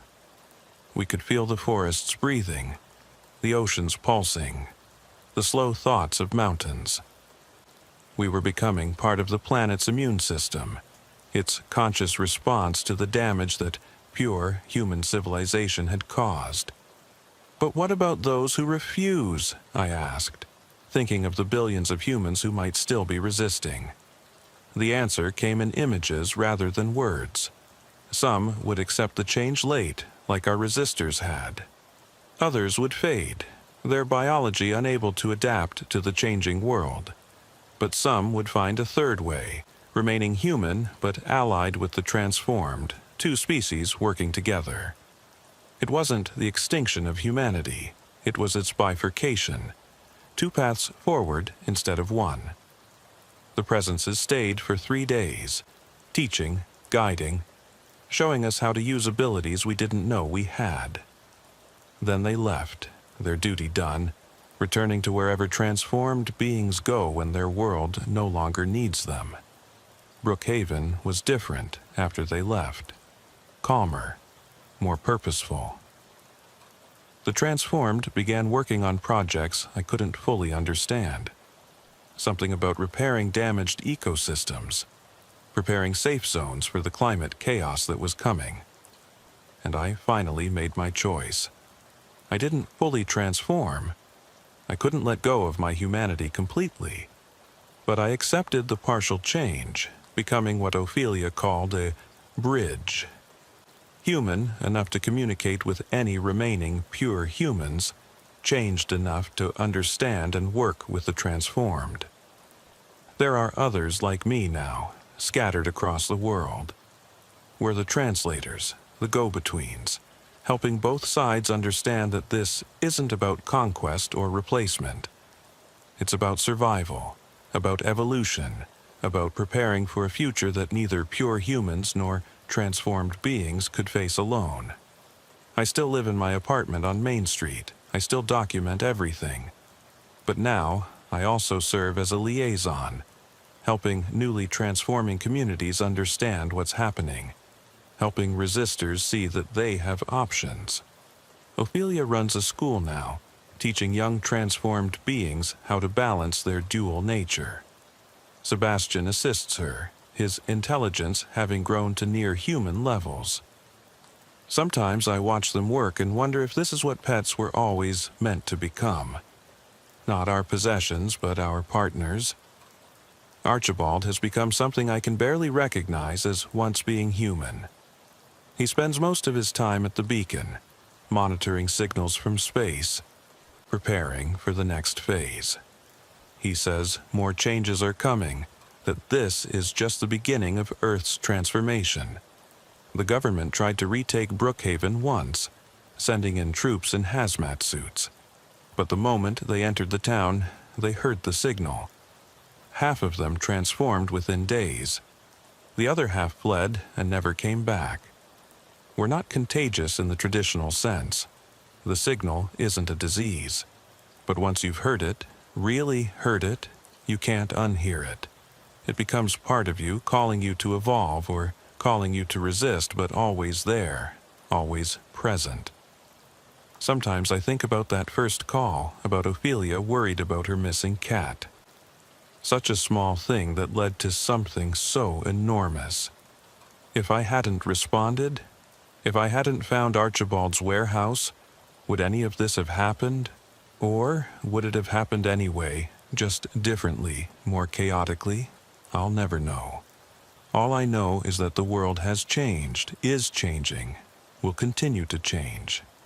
The missing pets were just the beginning, the first sign of a transformation that may take generations to complete.